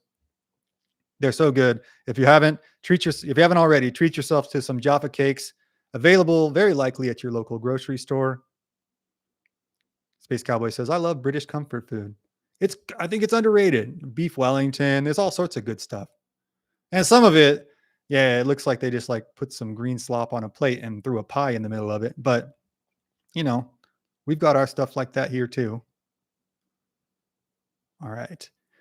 Space Cowboy says, have you ever heard of Diana's Punch Bowl in Nevada? I just learned about it tonight. My sister sent me a short video about it. Nevada is full of wild surprises. I don't know anything about that. I'll write that down. I'll check that out. Diana's Punch Bowl. It better not. It better be PG-13 related and below. Space Cowboy Punch Bowl. You never know what Space Cowboy is going to get you into. Might have the feds coming after me. Let's see. Roosevelt always kept a book in his pocket. He was an avid reader. He also set up what we would call a power walker. He was hard to keep up with. Oh, he was also a power walker. He was hard to keep up with. Yeah, he was a fitness freak. Like his dad told him when he was young that he had asthma. He was told he had asthma, and his dad said, listen, your body sucks. Like you're really smart, but you got to work on the body here. Like you got to strengthen up. Some tough love, but I mean, it did him good. He started lifting weights and doing calisthenics, boxing and wrestling when he was at Harvard, I believe. So for the rest of his life, like, yeah, sometimes he'd be a little portly, but I mean, who cares, right? Like you don't have to be super slim to be a good athlete. He always worked at it. He always, worked his body, worked his mind. They said he read a book a day. Whenever somebody says that, I'm just like, well, either it's a little tiny book or no, you didn't. But he read a lot. He read a lot. Let's see. Space Cowboy says, I'm a very friendly guy. I know you are. I know you are. But you gotta play heads up football out here. I'm just kidding. Roosevelt always kept a book in his pocket. We covered that. Steak and kidney pie. See, it never sounds good. The British aren't good at naming their food, but it's usually pretty good. Yeah, see, they call it like Yorkshire pudding. It's not a pudding at all, but it's super good. It's like a puffed bready kind of thing. I'll always include a disclaimer with my suggestions. Thank you, Space Cow. We trust you. We trust you. I'm just giving you a hard time. Oh, and you want a Helen Keller versus Night Wolves History Fight Club matchup. Okay. I think we can do that, though. She's not going to see the Night Wolves coming. Wasn't his brother the favorite son in his dad's eyes? I need to look more into the actual Roosevelt family dynamics. I know that was the case with JFK. His brother was shot down in World War II. I think he was part of bringing the atom bombs. He was the mission that brought the atom bombs over, something like that. He was shot down though, and he was like his dad's overt favorite. He was just like, well, this is my favorite kid, and then there's the rest of them. But then after he passed away, JFK Jack Kennedy ascended from there. Let's see. Wasn't his brother? Yeah, okay. The father. Short Stories by Kate says, don't forget the roast potatoes. Absolutely. The British got those by taking all of our Irish potatoes during the famine, but we'll get over that. If the suggestion is for mature audiences, says Space Cowboy. Space Cowboy, I'm going to assume all of your suggestions are for mature audiences, okay? Just be safe. I love serving my Brit friends Tex-Mex and Southern food. Doc Will, are you from Texas? Because if you're not in Texas, you don't understand the proliferation of Tex-Mex. It is everywhere. It is a way of life here. In California, they don't bring you a cup of queso when you sit down. It's not like chips and queso. It's like chips and salsa. And sometimes you'll get like pickled carrots and stuff. If they don't bring you queso in Texas, people are upset. They think this is not a authentic Mexican restaurant. Need to do a JFK movie critique. Yeah, that'd be a good one. The Oliver Stone one. We could really get into some conspiracy talk there. Quick little poll in the audience. Was Lee Harvey Oswald a patsy or did he do it? We'll keep things nice and simple tonight. Patsy or guilty? Give me a 1 in the chat if he's a patsy. Give me a 2 in the chat if he's guilty. Throwing some real easy stuff at you for our Old West History podcast. Doc Will says, yes, sir. I'm Tejano from Harlingen. Oh, I got family in Harlingen. Way down south. Texas is just so big. It's crazy. It's all one state. Only Beer says he was a patsy. Doc Will says he was a patsy. Doc Will says I was in Dallas in 1963. Really? where did you hear about it first, Doc Will? Like, how did you hear about it on the radio or the TV? Sean Eifert says Patsy. Space Cowboy says Patsy. Nate Orr says Patsy. I love it, guys. I love it. I think I think we're all on the same page there. Pet Detective says he did it. All right. We got some dissenting views in the chat. See, the problem with it is like you start thinking everything is a conspiracy theory. So that's a real danger. And like, it very well could have. It's not impossible. Some of the where it goes wrong for me is the Jack Ruby connections. It gets look into that on your own. We'll talk about it on the next stream. But a little too many suspect connections there. And I know Oswald went to Russia, he went to Cuba, right? A lot of suspect stuff that he did. What do I think? Yeah, I think he was a patsy. But I'm like, honestly, with virtually all of my conspiracy stuff, I'm open to being wrong. And I actually like being proven wrong because I think the vast, to be honest with you, the vast majority of conspiracy theories, I think are probably not true. But it doesn't mean that some of them aren't. Now, Steve, okay, all right. Space Cowboy, I'm going to skip that one, but I agree with you. Let's see, just because I don't know what our YouTube overlords allow. Let's see, radio. Okay, you heard Doc Will says he was in Dallas in 1963 and he heard about it on the radio. My dad was deployed. My stepmother grabbed us up and drove across the county to her folks. I know that's a good move. What a good move. Because you wouldn't know. It's like September 11th. We had no idea whether this was a nationwide, attack. You just don't know what's going on at the time. So yeah, grab your kids and split. Have I ever read 11/22/63? No, but I need to. I've seen it. I need to pick that up. Stephen King. Yeah, Stephen King does. I feel like he's hit or miss sometimes, but man, when he hits, it's good. And if you're a music fan, Waylon Jennings' son, Shooter Jennings, did a full like apocalyptic end of days album that's narrated in between the songs by Stephen King. He's like this end of days apocalypse radio DJ. So he's like narrating the end of the world in between these songs. It's really cool. It's called Black Ribbons. Go check it out if you haven't. Let's see. Oh my gosh, conspiracy theories make everyone more stupid. I can and just do, except people are jerks. Yeah. I mean, by and large, I agree with that. They're a lot of times just fun intellectual exercises. And it's like gambling, right? Like most of the time the house wins. Most of the time you're wrong. But sometimes you're not.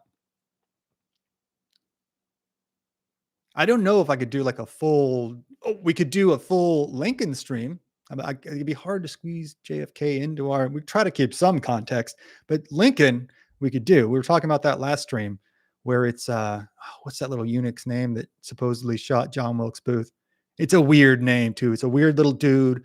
We like eunuched himself. Like if you ever seen the video Pain Olympics, don't watch it, but it was very widespread video on the internet in 2008 or so. But the guy like castrates himself.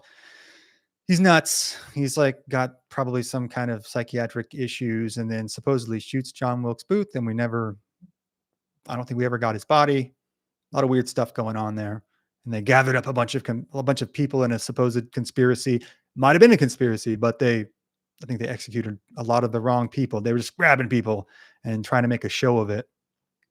Only Beard says, weird little dude. He was a weird little dude. You wouldn't even want to be in the same regiment as that guy. Just a weird little bugger. Unless you served, who's slandering the troops? Me? I'm not slandering the troops. The dude's a weird little dude.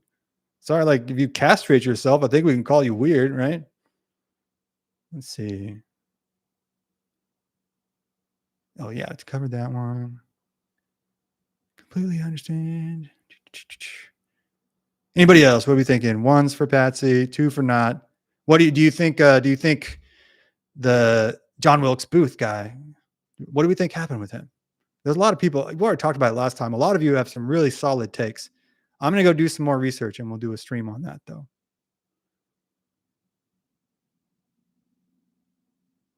And we'll obviously do the history fighting championships with Lincoln. 'Cause I don't know. I think Lincoln could take a lot of dudes. He could certainly take John Wilkes Booth. That would be like, I don't know. He's like the Tom Cruise of his day, and he wasn't like a very big guy. I feel like Lincoln would mess him up pretty good. Doc Will says they were snagging anyone remotely sympathetic. Right. Southern sympathetic. They got a lot of people that specifically Mary Surratt. And then we talked about this last time. I think her son, she was the innkeeper that had supposedly gave this conspiracy a place to meet. They arrested and executed her, I think, incredibly unjustly. Her son got away, I think, to Canada and then went to the Vatican, to Vatican City, and became part of the Swiss Guard for the Pope. A little weird says, I'm a weird little dude. You ain't that weird, though. At least I hope you're not, for your sake, little weird dude. I don't think you are. Nate Orr says, I would take Teddy over Lincoln. Interesting take. I haven't decided yet. I'll be honest with you. I haven't decided yet. And I think either way, unless it's just like a first round knockout or first round submission, we're looking at a rematch. That's a styles make fights, right? Styles make fights. That's going to be a good one. Let's see. Lee Harvey Oswald must have done it because why would somebody else pew pew him? Yeah, I mean, there's a lot of rationale behind Jack Ruby doing what he did. Some people think it was to shut Oswald up. And there's a whole weird backstory to Jack Ruby, too. If you've ever seen The Last Waltz, the band talks, some of you have to have seen The Last Waltz, right? The last concert by the band. They talk about playing one of their first gigs and like nobody was there and they had to get paid by the club owner. They didn't know who this guy was, and it ended up being Jack Ruby. This is, a couple of years, maybe a year or two before the JFK assassination. Let's see. Old style jujitsu pre 1960s was brutal. Yes, sir. Absolutely. It was taken from the samurai. That's why they created judo. Jigoro Kano was like, listen, we can't just be like snapping people's necks and stuff all the time. We got to make this doable, right? For the general population. Short Stories by Kate says stream on John Wilkes Booth and Lee Harvey Oswald. There we go with 3 names. Yeah, right. Yeah, I think that'd be a great stream. I think there's a lot of parallels there.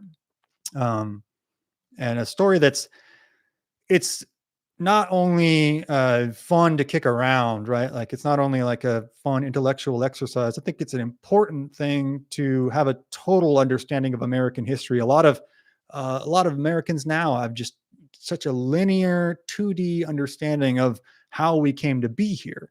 And I think if you don't know how you came to be here, then you don't know where you're going, because history doesn't repeat exactly, but it rhymes. And so if you can kind of understand how you got here and see the patterns of how you got here, then maybe you can prevent some of those troubles from happening again. But we'll see. It doesn't seem like we're great at that, but it's worth a shot.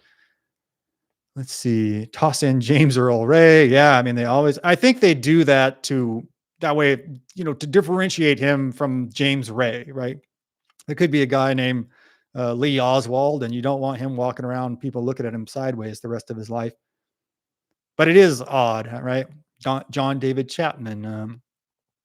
Who was the guy with Reagan, though? I forgot that last time. I don't think he had 3 names. I always forget him. And they're usually found with Catcher in the Rye or something weird on them. Oh, Sirhan too, the RFK assassin, which is like, okay, not 3 names, but you just doubled up 1. So kind of the same thing. John Hinckley Jr. Okay. I guess if they fail, they only get 2 out of 3 names. Did you do Man versus History covering Daniel Boone's family, specifically his sons? No, that'd be a great one. I will do that. Actually, I'll tell you right now, because how his son was killed is horrific. So much of Daniel Boone's family was just like killed by the Shawnee, and he just kept on trucking and, got pretty tight with them. We have it in the Boonesboro episode where I don't think it was a really hard decision for him because he's like, well, this is my family. And like, those are guys that were my boys for a couple of months. But he was pretty tight with the Shawnee for a while. He was getting along pretty good with them. Have you ever thought of doing a deep dive video into a topic? I'm talking like an hour or so long deep dive. Yeah, the only problem with that for me is it's just me and my editor. So it's been hard to put something of that length together. Like my normal episodes are 15 to 20 minutes. So that's like 3 weeks worth of production, but it can be done. It should be done. It will be done. Right. I've been thinking about it for a while. I just need to pick the right topic too. If you have a topic you'd like me to do a super deep dive on, let me know here because I've tossed a couple around. Okay. Yeah, if you could think that's a good one for the chat too. If you could think of a topic you'd like me to see really deep dive into, make an hour long single episode out of, let me know because I've tried to think of them like Little Bighorn and the Alamo, but some of those are so well covered already. And maybe it is something that's really interesting, but let me know. Let's see. Do you have a video about the silliest, most pointless deaths because of stupidity from the Wild West? I have one that's like the 10 worst deaths, 10, no, 10 ways to die, I think, in the Old West, which is from a couple of years ago. But no, I need to do one like that because there are obviously many, and there's so many things that just doing them in everyday life could result in your inauspicious demise, right? Like you'd get kicked by a horse, you could get bitten by a snake, you could run over by a wagon, you could fall in the creek, you could, it just goes on and on and on. Even just a routine uh, cut on the hand could get infected, and then you're kind of out of luck. Let's see, like running two locomotives into each other. Oh, that happened. Yeah.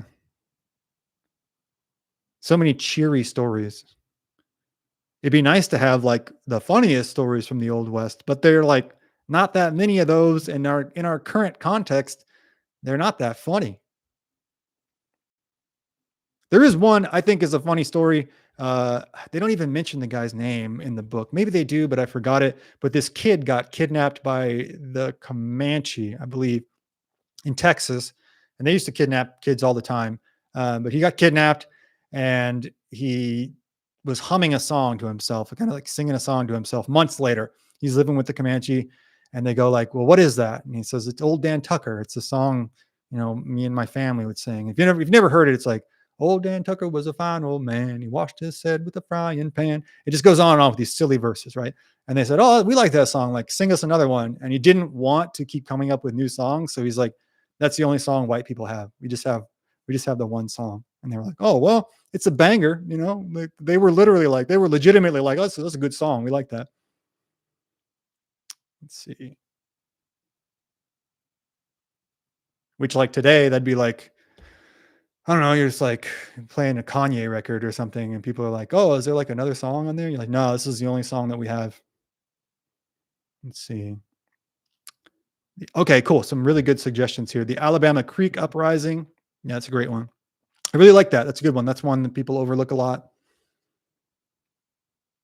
Chief Joseph and the Nez Perce War. We haven't covered that yet. That'd be a really good one. Another one that's way up there in Idaho and Washington, and just gets.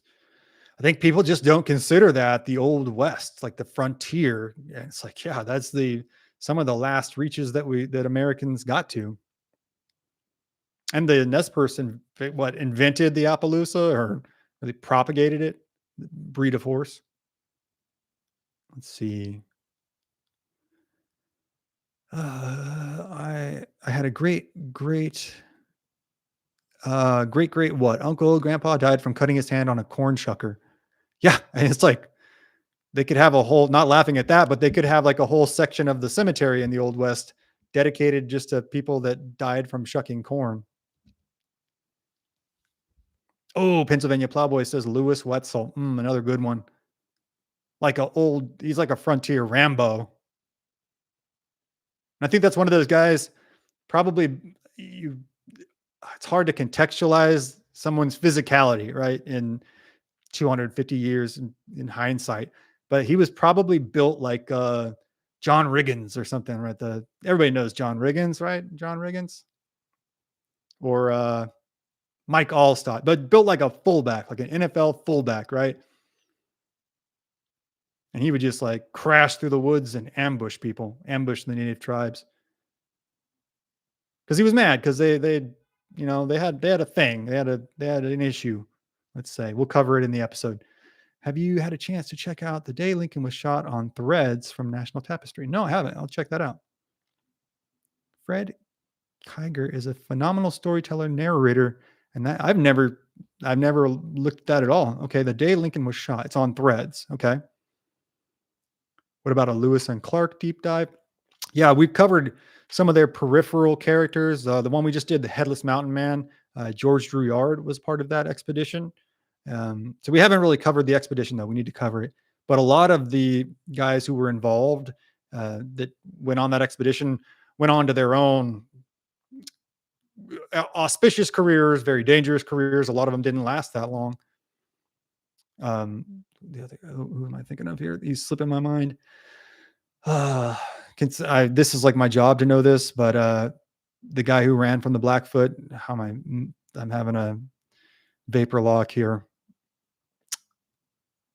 Who was the guy that was part of the Lewis and Clark expedition that ran from the Blackfoot? I can't believe it's slipping my mind. I almost had it. It'll come back. This is what happened. John Coulter. Thank you, Nate Orr. You're a real one. Appreciate it. I'm telling you, just like when you have all these names running through your head, you're like, that's not right. That's not right. And if I say the wrong one, I'm going to look even dumber. Thank y'all very much. Thank you. Thank you, Nate Orr. Sean Eifert says Point Pleasant battle. Yeah, the first battle of the American Revolutionary War. I'm going to have a fair amount of Revolutionary War stuff coming up because we haven't hit it a lot. And I think it's just like, I think it fits perfectly with our channel. And I think there's just so many battles that Americans don't know about because they view the Revolutionary War as kind of a monolith. It's like, oh, it was a war and then it happened and then we got our independence. And it's like, no, it was really close quarters fighting, brutal frontier warfare. Honestly, I think The Patriot depicts that part of it pretty well, like up close, relatively up close, usually very up close and personal, fighting in the woods and with pretty untrained militias against basically the best army in the world. And we didn't win it by winning battle after battle. We just wore them out, which took years and years. I'm always, even as a professional historian, I'm always kind of flabbergasted remembering how long the Revolutionary War was. It would have just been horrible. And they just sucked it up and, toughed it out. Okay, let's see.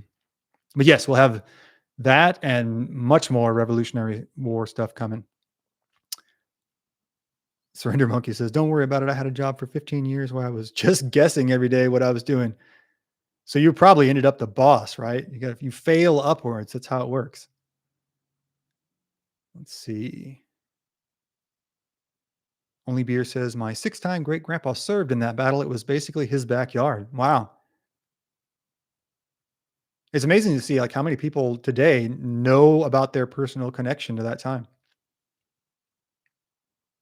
And I'm glad you know about it because it's just, it's the fabric of our country's history. Let's see. Question for the host from A Little Weird. How did you get so good at narration storytelling? Any formal training? No, the Magic Keycast was a friend of mine. He invited me or said I should come by the radio station, our local radio station. And they let me try being a DJ and they said, oh, you're pretty good at this. And let me keep doing it. So I got my start there and I tried some podcasts before this. I had a music history podcast called All Damn Night, still on iTunes.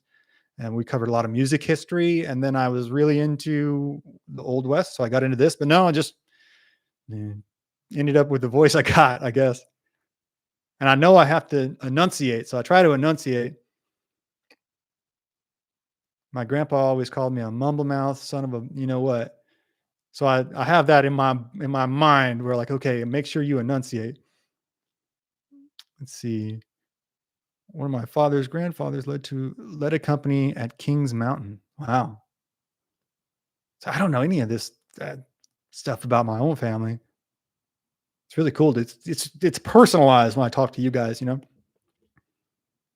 Even when you read a lot about it, you kind of feel like you have a distant, you know, relationship with these people like Washington, or for me, Jack Hayes. It's like, yeah, that's my buddy in a way, you know, but you don't have any familial connection to them.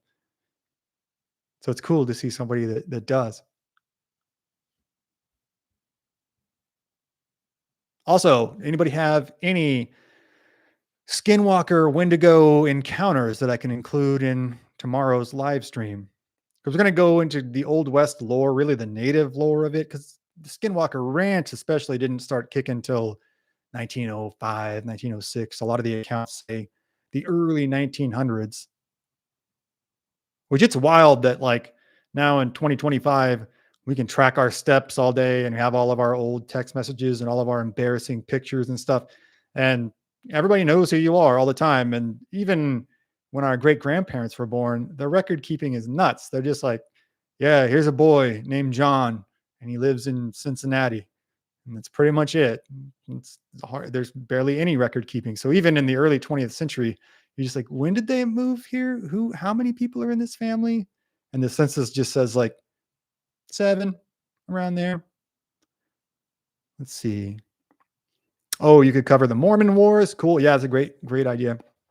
I do think I had like a great grandfather that was involved in the Mormon Wars. And I think he was a Mormon, which is, you know, I don't understand how that happened. No offense to the Mormons out there. I'm just saying, you know, like my family in Mormonism, I don't know how you recruited that guy. Let's see. My actual granddad was both at the Psalm and Passchendaele. He made my dad promise to never join up. Whoa, Surrender Monkey. Psalm and Passchendaele. Those are some of the worst battles in world history. It's insane. Anyone that survived those, we're going to have to do. All right. I know you're giving me a lot of ammunition tonight. So we'll at least do a live stream on those. I want to do one on World War II, like the aviation and the experience in the trenches. I think Americans really don't know those battles because we weren't in the war yet. And it's hard to even get across. If you haven't listened to Dan Carlin's Blueprint for Armageddon podcast, it's like 24, 25 hours in totality, but he breaks down each year in the war. And Passchendaele's what, 1916, 1917 in there, middle of the war, right? And it's hard to listen to because every account is so bad. The generals just really didn't give a rip, and they're just marching these guys off to get literally mowed down. So yeah, we got to cover that sometime soon. They say they see a ton of skinwalkers at Bear Butte in South Dakota, about 4 hours away from where I live. Well, I wouldn't move any closer, Nador. That's about 4 hours is a good buffer zone, but I wouldn't go any closer than that. When I was a kid, Only Beer says, when I was a kid, my dad took us camping in the Superstition Mountains in Arizona, which are allegedly crawling with skinwalkers, and something really freaked my dad out at first. So it really freaked my dad out at first light. So we packed up and left. Good. I like how prudent our audience is. That's why you guys make it back to live chat. You don't go check it out. You don't go see what it is. You don't say stay here, I'll go have a look. Like, no, you just leave. Simple. Okay, so we're looking at Bear Butte and the Superstition Mountains. Yeah, for sure. Okay, I didn't know about Bear Butte. Thank you. We'll toss that in there too. All right, Bear Butte. I write things down old school. Bear Butte. And this is an unpaid advertisement, but if you guys don't have one yet, a Lamy pin. They have them in the movies and stuff. Is what presidents use in movies. They're like $15, but they're worth it. They write forever. And it's pure class. It's pure class. Look at that. Pure class. Bob Gimlin has some good cryptid stuff on his channel. Yeah, Bob Gimlin's an OG. I'll be diving into that before tomorrow's live stream. I have to like listen to cryptid stuff while I'm writing history stuff, so it's a good brain exercise. I'll have like some caller from Art Bell yelling about whatever's in his backyard and writing about young Washington. It's a dream come true. All right, let's see. All right, so chat is open. If you have any cryptid experiences, Lincoln conspiracies, topic suggestions. If you're just a normal guy trying to have a normal night, then just toss me a normal topic suggestion. Wouldn't blame you a bit.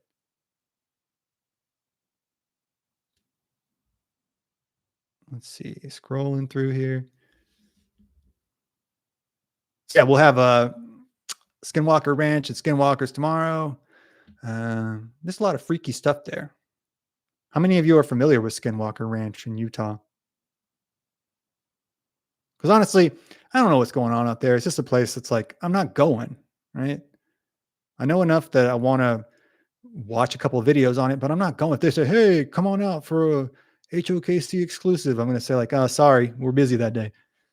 Spelling of the pen name, it's Lamy. Unpaid advertisement, but you will not be disappointed. Let's see. Have you thought about another movie night? Yeah. Man, let me know what you guys want to see next, because I got so many in the queue, to use a British term, Surrender Monkey. I'm thinking like Hostiles, because I want to do something that's really accurate, but whatever you guys want to see, whatever, like Master and Commander, Blazing Saddles, Young Guns, Rio Bravo, The Cowboys. Let's see. It's 11:11 here. Oh, as it's 11:11 there, Surrender Monkey is in the UK. You could do a video about how America still pushed the front line up from. Oh yeah, we should talk about that. And we're talking about armistice today, anyways. Yeah, when the armistice was called on 11:11 at 11:11 a.m. Right before then, up till 11:10 a.m. they were running charges. It was just sick. They were getting guys killed up to literally the very last minute. I think Americans in particular, because they were like, we didn't get here in time. We want to still get some action in, right?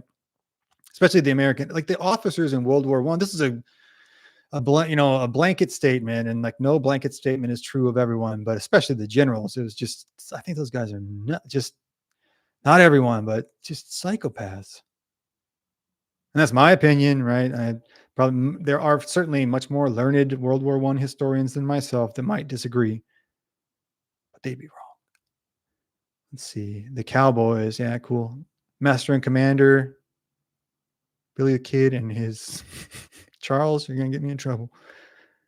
As a waiter, my favorite pen for writing is the paper. Yeah, okay. Like the Papermate, Space Cowboy, the Papermate is the go-to, right? Like it's the most versatile. It's you can stick it in your pocket and count on it, right? But when I'm at the coffee shop and I see some cute blonde, I'm using this, right? I look distinguished. I look debonair. I don't look like some silly hillbilly trying to work his way through another cup of black coffee. Let's see. Louis L'Amour movie Crossfire with Tom Selleck. Yeah. I think any Louis L'Amour movie, the Sackets, like I know that's a series, but we got to watch the Sackets. Victor Davis Hanson has a fantastic lecture series on World War I and World War II. Yeah, absolutely. I should have brought up Victor Davis Hanson as well. Fantastic historian, very well educated on both subjects, and does a fantastic job presenting the information. I believe a Fresno State alum too. So he's from my neck of the woods in California. My favorite writing instrument is the crayon. Well, there's no wrong choice, pet detectives. No wrong choice. That actually might get the blonde a little quicker. You got to stand out, you know. Let's see.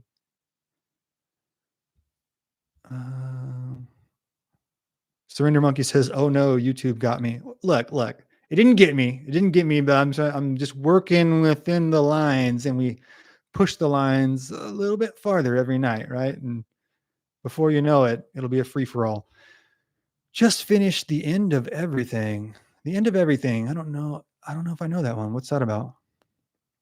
Oh, that's familiar, but you got to jog my memory. Duck Will says you'll catch Marines with crayons. I didn't say that, okay, but it's funny. I mean, but I'm not laughing at you guys. It's just the joke, right?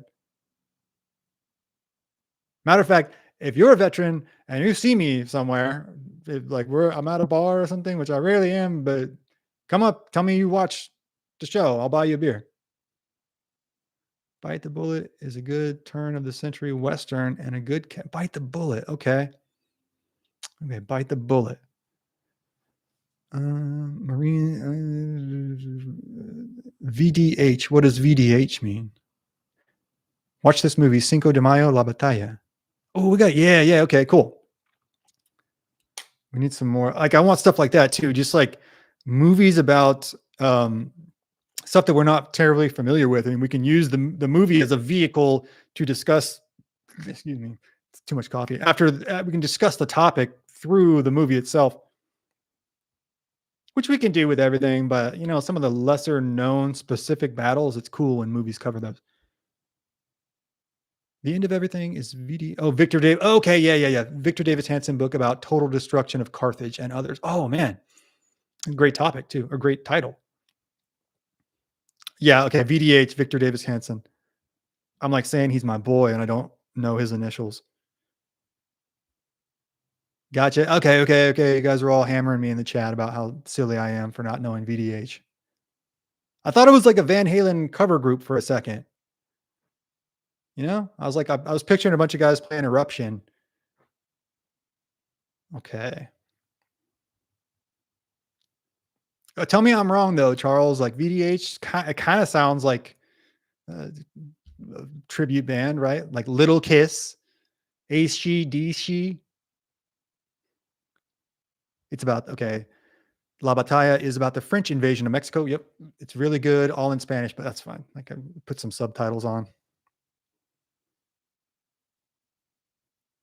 Subtitles really changed the game, didn't they? I'm glad they're there because I'm still a little mush mouthed, so I'm glad at least it says what I'm saying on the screen. All right. Any more cryptid encounters that I can incorporate into tomorrow's episode? USS Indianapolis. Oh, that's this is a World War II movie, but the USS Indianapolis, Nate Orr says, that is the one that sunk, right? In the Pacific. And wasn't it carrying Fat Man, or what is it? Fat Boy and it was carrying one of the atom bombs, and it sunk, and all the guys got eaten by sharks, except for the one guy that survived and starred in Jaws. Right? That's how it worked. It's something like that. But no, that's another one that I find, no pun intended, but I find it a little fishy. Doc Will got hit by an ad. Sorry, man. Like, I don't control those, and it seems like YouTube just puts them up the most inopportune times. But okay, yeah, the USS Indianapolis, good one. It carried, Sean Eifert says it carried one of the bomb's top secret movements, so no one reported their failure to return. That's right. Okay, because they were saying basically like that ship doesn't exist, right? Because it's top secret. So what ship are you talking about? But yeah, it sunk, and they were just eaten by sharks for days. Oh, Charles said you should listen to Wild West Extravaganza. I do. I've been listening to them since they were. It's Sean is the guy that runs it. I've talked to Sean before. Great channel. Go subscribe and check them out. Check him out. It's just Sean, but yeah. Does Sean? I was talking to another guy earlier. It's Josh. My friend's name is Sean. My other friend. But Josh at Wild West Extravaganza. He's been up for years. He really inspired me a lot to start this channel. Great dude. Great shows. Go check them out. If you're a fan of this channel, you will like that. It's Josh. Only beer. It's not Jeff. It's Josh. Don't try to confuse me. And if you're watching Josh, I'm sorry. I was talking to my other buddy named Sean earlier. So just, I've demonstrated how bad I am with names on this show already. Let's see. Oh, you should collab. Yeah, we have plans to in the next couple of weeks here. I'm trying to get him on for a live stream. You know how it is with schedules, but it's going to happen. He's a really cool dude too. I hung out with or talked to him online, right? And uh, knows his stuff. Like he is a legit Old West historian and a funny guy too. I don't get a chance to be as funny on the regular videos, so that's what these are good for. Let's see. He was talking about the new Young Guns that's supposed to come out, so looking forward to that too. Let's see. Still got chats rolling in. Okay, we're at 145, so we'll wrap it up here before too long. But get your cryptid experiences in, your movie suggestions in. Oh, what else we got here? And any other like topics you want me to see me cover, kind of off the wall topics that are new. You want to see me cover Mogadishu, the Battle of the Somme, Spanish American War, Battle of Chosin. Let's see. Only Beer says I was wrong about the name too. It's cool, man. It's cool. Now we both know. Let's see. Sean Eifert says nowadays U.S. Navy ships must stay within 1 hour of PIM or report why they are off track because of Indianapolis. What is PIM? Charles suggests the rock apes in Vietnam. You know what? Yeah, we're going to need to do like a whole. We did the Choctaw versus the Bigfoot, their supposed Bigfoot war, but that it ended up kind of meriting its own Bigfoot episode. So we'll have that too. There's lots of accounts. Teddy Roosevelt had his own account of Bigfoot. And it's a worldwide thing. You know, they have them in Nepal and gosh, Florida, South America, China. I think Australia has one. Doc Wills suggests the movie Last of the Dogman. Yeah, I was like 10 when that came out, and I was like telling my parents, like, you got to take me to go see Last of the Dogman. Like, don't you want to go see like Aladdin or something? I'm like, no. How accurate is the film Abraham Lincoln versus the Zombies? More accurate than some history movies. Hello, nice to be here. Armenian Bishop, good to see you, man. Glad you made it. Do you have any topic suggestions or have you ever seen a skinwalker? I know that's a lot to hit you with when you're just coming in, but let us know. For cryptid topics, look into Spirit Mound in Vermilion, South Dakota. According to native legend, there is little devils that live on the mound. Lewis and Clark stopped by to check it out. Little devils, yikes! That doesn't sound good. It must be pretty cool though. If there's a lot of Lewis and Clark's trip was like a road trip where they're just like, "Hey, we heard about this thing. You want to go check it out real quick?" And they're like, "Yeah, let's go check it out." Let's see. Another topic, another subject suggestion, Native Americans fighting for the Confederacy. Yeah, very real thing. We kind of touched on it with the last Seminole Scouts episode, but like for 10 seconds, we just said how the Seminole were a slave-holding tribe who actually would fight in some instances to free some slaves, but they served in the Civil War largely with the Confederacy, and so did several tribes because they viewed it as many Southerners do today. And I'm not even saying you're wrong, but I'm not saying you're right, I'm not saying you're wrong. Whatever, I'm a professional historian, so I'm not taking a side. But they viewed it as a war of northern aggression, like we're fighting because you're down here. And Shelby Foote talks about that in the Civil War documentaries from Ken Burns. They, on the personal level, they didn't view it as like a war to especially native tribes. They weren't seeing as a way to maintain slavery in the South. They viewed it as like, you're invading us and trying to tell us what to do, so we're going to fight you. The Cherokee had on the back on the cryptid side, we're jumping around, but that's cool. The Cherokee had a lot of legends of little people. Yeah, it's another odd worldwide phenomenon. So do the Irish, so do lots of European countries. I think the Japanese do. So it's like not unthinkable that you could just make this stuff up.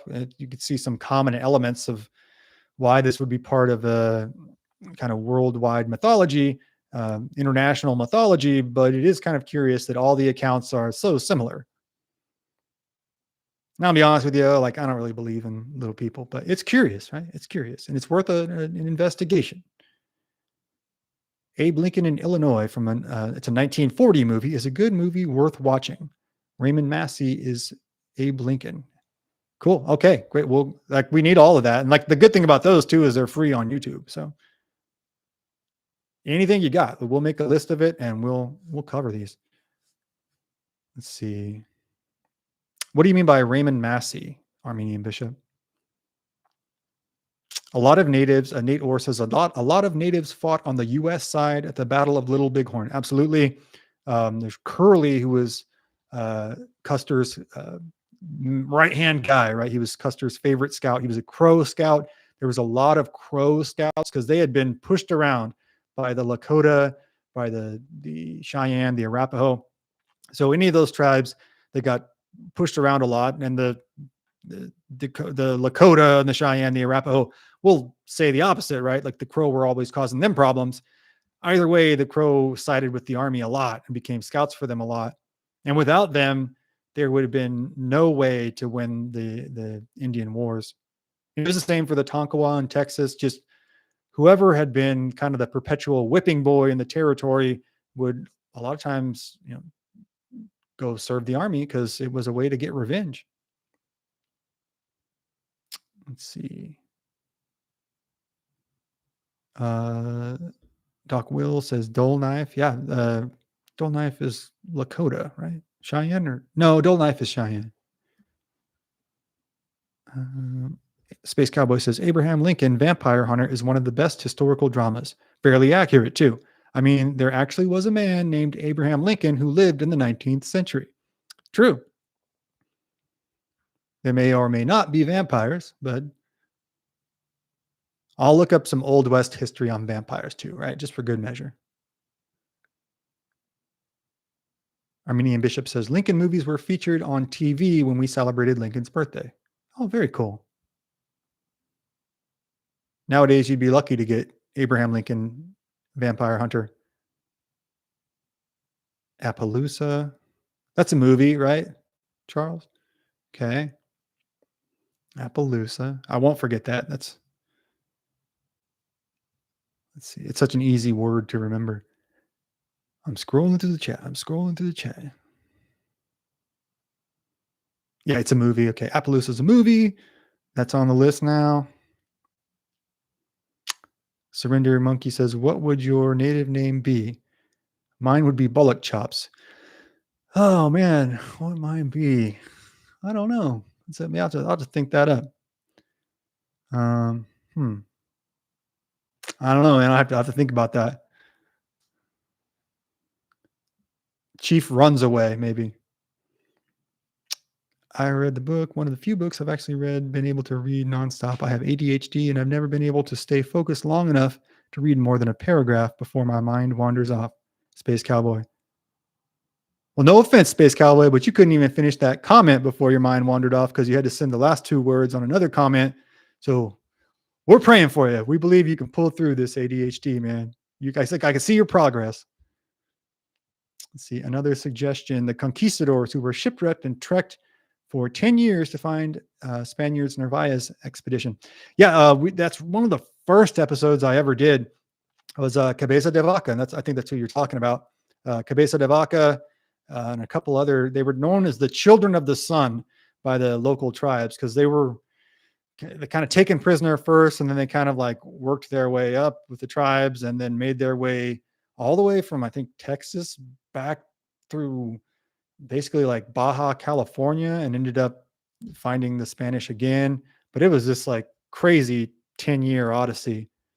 Honestly, I should revamp that and I'll add to it and kind of redo it because it was probably 10 minutes when I did it when I first started, and you could do so much more on it. It is a crazy story. Even here in Texas, when our office is based in Seguin, and on the banks of the river in Seguin, on the Guadalupe River, there's strings of plots of pecan trees, and that's the place where Cabeza de Vaca was brought to gather pecans for the tribes. I think the Tonkawa had taken him prisoner at that point. But it's wild to be, that's a park where I'll go like jog at, and where you're jogging and where people come to fly fish and play basketball and stuff is where the native prisoners were forced to pick pecans. Let's see. Which one of my, that's one of my favorite parts about Texas. Like the history is really close. How historically accurate is Dances with Wolves? I think that'd be a really good one for a movie night, because a lot of the costumes, a lot of the intertribal warfare is really accurate. Some of the Indian War battles and the raiding and stuff is pretty darn accurate. But they flipped the script where the Pawnee are continually attacking the Lakota, and in real life it was the opposite, where the Lakota were constantly harassing or attacking the Pawnee, drove them out of their territory basically entirely. And I think I've said this before, but the leading lady in it, like, she's really pretty, but she has this like 80s haircut that just doesn't jive with the movie. It looks like she has hairspray. Let's see. She probably did have hairspray. Let's see. I'm not being a hater. I'm just saying, wasn't not my favorite haircut. I don't like those like big poofy haircuts. Pet Detective says Bullock Chops, a fierce warrior name, no doubt, at the pub. It's a great name, man. I wish I had come up with a name like that. Bullock Chops. Let's see. Not sure about my Indian name, Space Cowboy says. Not sure about my native name, but based on the parameters set by the interwebs, my Space Cowboy, bro. All right, if you can't see that in the chat, go look at Space Cowboy's comment. It was funny. It's funny. It's a good one. You throwing gold tonight, Space Cowboy. You're on fire, bro. Armenian Bishop says, I actually came to this channel to learn more about the 19th century Indian Wars. I think we try to cover as much of that as we can. We diverge a little bit just to have some fun, but I've got a lot more to cover with that as well. I think a lot of it was I started off on the Ranger and Comanche stuff first because people just didn't know about it. But I think we're at a point now where, like, yeah, we can hit some of the stuff that's more well known by the general population because of all the stuff they don't know about it. So Little Bighorn, certainly, the Rosebud, the Battle of the Rosebud, the Battle of the Washita.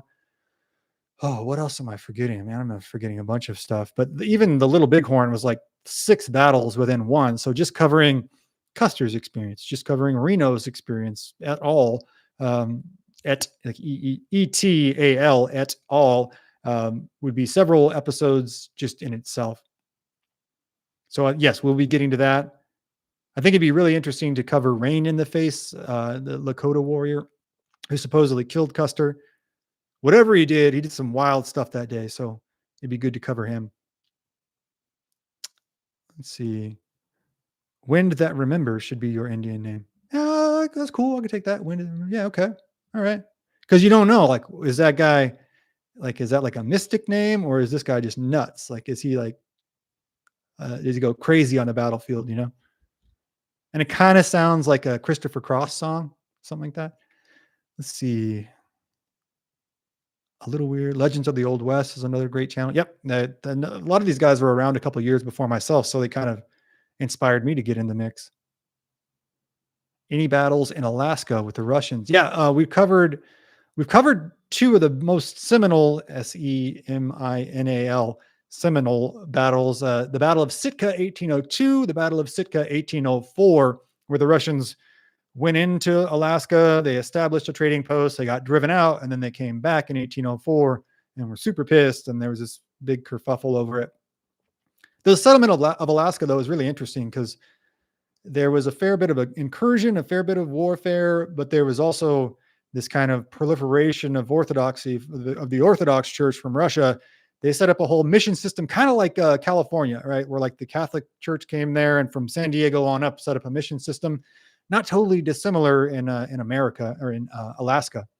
It's just like so far north, we don't really think about it again in context with frontier history. And we don't think about Russians in frontier history, but the Russians went to Alaska. They came all the way down to BC, all the way down to Washington, all the way down to California, just north of San Francisco. There's a little fort called Fort Ross, and that was where the Russians settled. They had a whole settlement there. And I think, Man, I forget what ended up happening. But there's a Russian river in Northern California. I was always wondering why that's named the Russian River. It's because Russians settled on it. They had some conflicts with the natives, but not as intense as the Spanish mission settlements from Texas through New Mexico, Southwest on up through California. But I think that's a super interesting area of history that we've touched a little bit, and I want to dive more into. Let's see. Near the town of Superior, Arizona, the cavalry forced the Apache up on a mountain and basically forced them to jump because they didn't want to surrender. Okay, you know what? That gives me enough to look into that. Superior, Arizona cavalry. Okay. Wouldn't be the first time. That's kind of like the Battle of Chapultepec Castle. Los Niños Héroes, the military academy students, basically, at the Mexican State Military Academy. The Battle of Chapultepec, where the Marines were, the halls of Montezuma. That's the halls of Montezuma. It was an old Aztec castle they'd converted. So the halls of Montezuma, they're fighting this battle, and there was some cadets that are in there like teens, and they could have left, but they insisted on staying, and they fought to the very, very end, and they were almost going to be taken prisoner, and they just started jumping off the walls. It's kind of apocryphal, but the story is that they started jumping off the walls so they wouldn't surrender. And the last, I don't know, kid, right, 14, 15-year-old, wrapped himself in the Mexican flag and jumped off. And so that's their version of the same kind of story, right? And some version of that happened because in Mexico, that is a point of national pride. It would be maybe akin to our Alamo, like just their guys who fought to the bitter end against a cause that they, on that day, that they couldn't win. Let's see. I have this stream running on 3 different devices and they're all slightly delayed. It sounds crazy in my house right now. Man, that's like a MK Ultra programmer running on you. There's 3 of me. Bop, bop, bop, bop, bop, bop, bop. Wonder what that sounded like. Okay. You got it running on a phone, an iPad, and a TV. Well, thanks, man. You're a good chunk of our viewership right now. Armenian Bishop, I got the name Noble Lion when I was initiated in the Sierra Mountains with the Mankind Project, a men's group. So my animal name is Noble Lion to honor mountain lions. Wow, that's about as good as it gets, dude. Noble Lion, I mean, hard to beat that. And you got it in the Sierras. That's a good place to get that name. That's some of the wildest country in America. I believe it was called the Apache Death Jump. Dude, great name. Or something like that. All I know is the rumor is that the obsidian at the base of the mountain is considered their tears. Wow, that's a good story. I don't know how I haven't done that yet. Good call, man. Thank you. You'll be count on seeing that one soon. That's a good one. I'm pretty sure I'm an NK Ultra victim. The Little Weird says, well, if you think you might be, you probably aren't though, right? If you think you couldn't be, you probably are. Armenian Bishop says he was given that name near Grass Valley. Cool. Beautiful country. I got a fair amount of friends from Grass Valley. That's where Ricky Williams moved when he got kicked out of the NFL. And before he made his comeback, he went to Grass Valley, which is like Grass Valley is what it sounds like. It's a bunch of dudes in like F-250s, all like, smoking, It is, Pet Detective says it's a beautiful spot. It is a beautiful spot, but tell me I'm wrong. I love you out in Grass Valley. I love it there. I have lots of friends from there. I'm just saying. And nothing wrong with it. Sierra Mountains are beautiful indeed. Absolutely. Although, like, I'll be honest with you, they freak me out a little bit. They freak me out just a touch. Let's see. If you've ever seen Boys from Brazil, you'd understand. I haven't seen Boys from Brazil. I'm going to have to watch it. Oh, the Devil's Tower in Sundance, Wyoming. I have heard of that. I just can't remember. Can't bring it to mind right now. The Devil's Tower, though. Didn't a guy get stuck up there parachuting or something? Let's see. Space Cowboy. I love the Sierras. I love them too, man. I grew up like an hour away. You can see them like from my bedroom window. You can look out, you can see Yosemite. You can see all the mountains clear as day. But I just always thought like, well, they're over there and I'm right here, like no need to mess with that. Because there's just so many, I don't know, just freaky stories up there. Close Encounters of the Third Kind my only reference to Devil's Tower? I never seen Close Encounters of the Third Kind. Let's see. I need to watch it though, right? Though I don't know the alien thing. We're 2 hours in. I'll break this on you guys. It always devolves or evolves, however you want to look at it, into conspiracy talk. So I gotta say, like aliens, I think it's a psyop, man. Project Bluebeam, but it could be wrong, or it's some like interdimensional spiritual stuff. Let's see. Doc Will says Close Encounters of the Third Kind wasn't that good. All right, cool, good. I'm glad I didn't. That's one I chose to miss so far. Do something about the Old West brothels. Is that what you're saying, Charles? It's hard to get that into a versus context, like this versus that. We can cover that in a live stream. There'll be a lot of metaphors and euphemisms, but we could do it. We'll probably use the term the clap a lot in that. Space Cowboy, Operation Mockingbird Press. Yep. Operation Mockingbird. If you haven't looked into that, look into that. It's all kind of under the same umbrella of MK Ultra. But it's going to be funny, like when your wives come in or something, and they're like, well, "What is up with your search history? Like, why are you looking up MK Ultra and Project Bluebeam?" And you're like, "Well, I was listening to this Old West history podcast." Only Beer says he looked up the Apache death jump, and it's called Apache Leap. Cool. We will at least, man. That's a great episode. I'll sneak that into a live stream. I like to do like kind of preemptive live streams, kind of tell you what we're going to cover, so you have a idea of what's going on when you watch the episode. Cool. I like that. I don't like that it happened, but I'm glad the story's there. Space Cowboy says, I have a book called All the Cat Houses in Nevada. Bought it when I first moved to Nevada. Is it like a directory? Does it come with maps? Deadwood, South Dakota was notorious for brothels. It was like any of these gold rush towns or oil boom towns or cattle towns, Abilene, Kansas, Tombstone, San Francisco.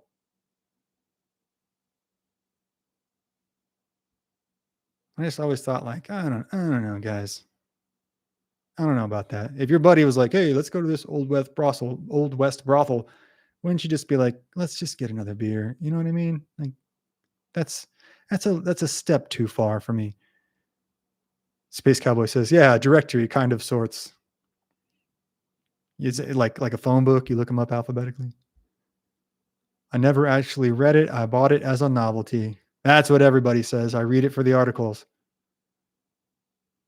Yeah, Only Beer, man. Thank you for that topic. I like that. We'll be doing that. See, it's a collaborative effort, right? It isn't communism, but it's a collaborative effort.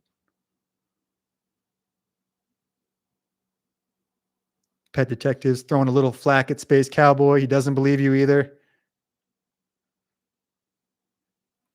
Al Swearingen is an interesting character in the town of Deadwood. Yeah, he's a real guy, right? He's at least based. No, Al Swearingen was a real guy. Let's see. Charles says, were the Old West, how would you phrase that? Were the Old West working girls pretty or just like there to work? You can, my grandma had a book called like The Broken Doves, I think it was, of the Old West. I mean, like it was a purely historical book. It was really sad. Like I picked through it and it was like all just these horror stories. Just like you would see in that industry today, like just trying to be charitable, but oftentimes really struggling people, right? That have maybe few other options or, gosh, man, some kind of issue that has led them there. It wouldn't be their first choice of work. I'd say that. Soiled Doves. Oh, Only Beer. Soiled Doves. Yeah, that was the name of it. Great book. Let's see.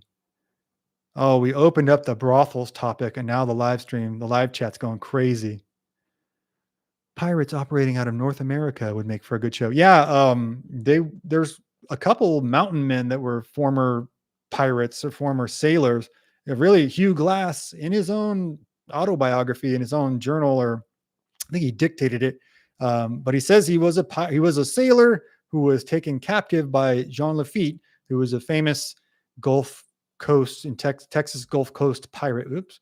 So we have like one of the most famous pirates of his day, and kidnapped. He jumped off and escaped near the coast of kind of where a little bit west of Houston is today, and was taken captive by the Karankawa, escaped them with another guy, got up to the Shawnee.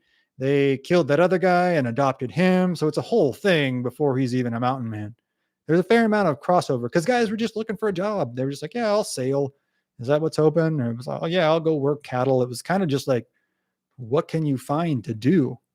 Not totally dissimilar from today.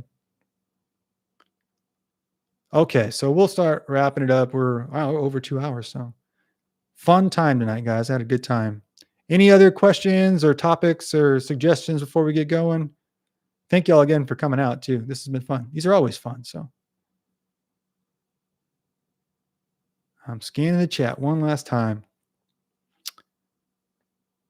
The book, Space Cowboy says his bathroom book is called The Official Guide to the Best Cat Houses in Nevada.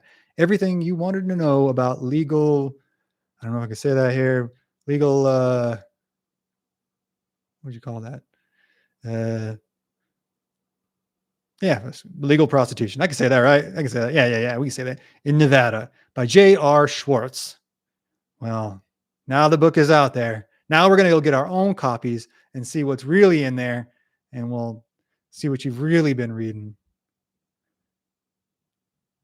Oh, yeah, you guys hit the like. That helps. Hit the like button. It helps. It's up on the top of the screen there. It's a little thumbs up. Hit that because that really helps get the stream out to more people, even out to more of our own subscribers. We get more and more people watching each time. Just kind of letting people know that we're doing this. But this is a good time. Hopefully everybody's enjoying it. It's a change of pace. It's just a little bit, an add-on to our normal schedule. All right. Cool, man. Thanks again for you guys all showing up. Like I said, tune in. Should be another stream tomorrow on the Skinwalker Ranch. We'll have more mainstream type of history on Thursday or Friday with Young Washington. And then the Battles of the Marines should be out Sunday. And we're going to keep on chugging all the way through at least the end of the year. We'll have tons of new stuff coming out. So the pipeline is full. And well beyond that too, right? I'm just saying like the next foreseeable future, we have a full pipeline of stuff. So thank you all for coming out. Stay tuned and we'll see y'all soon. Thanks again. Have a good night. God bless.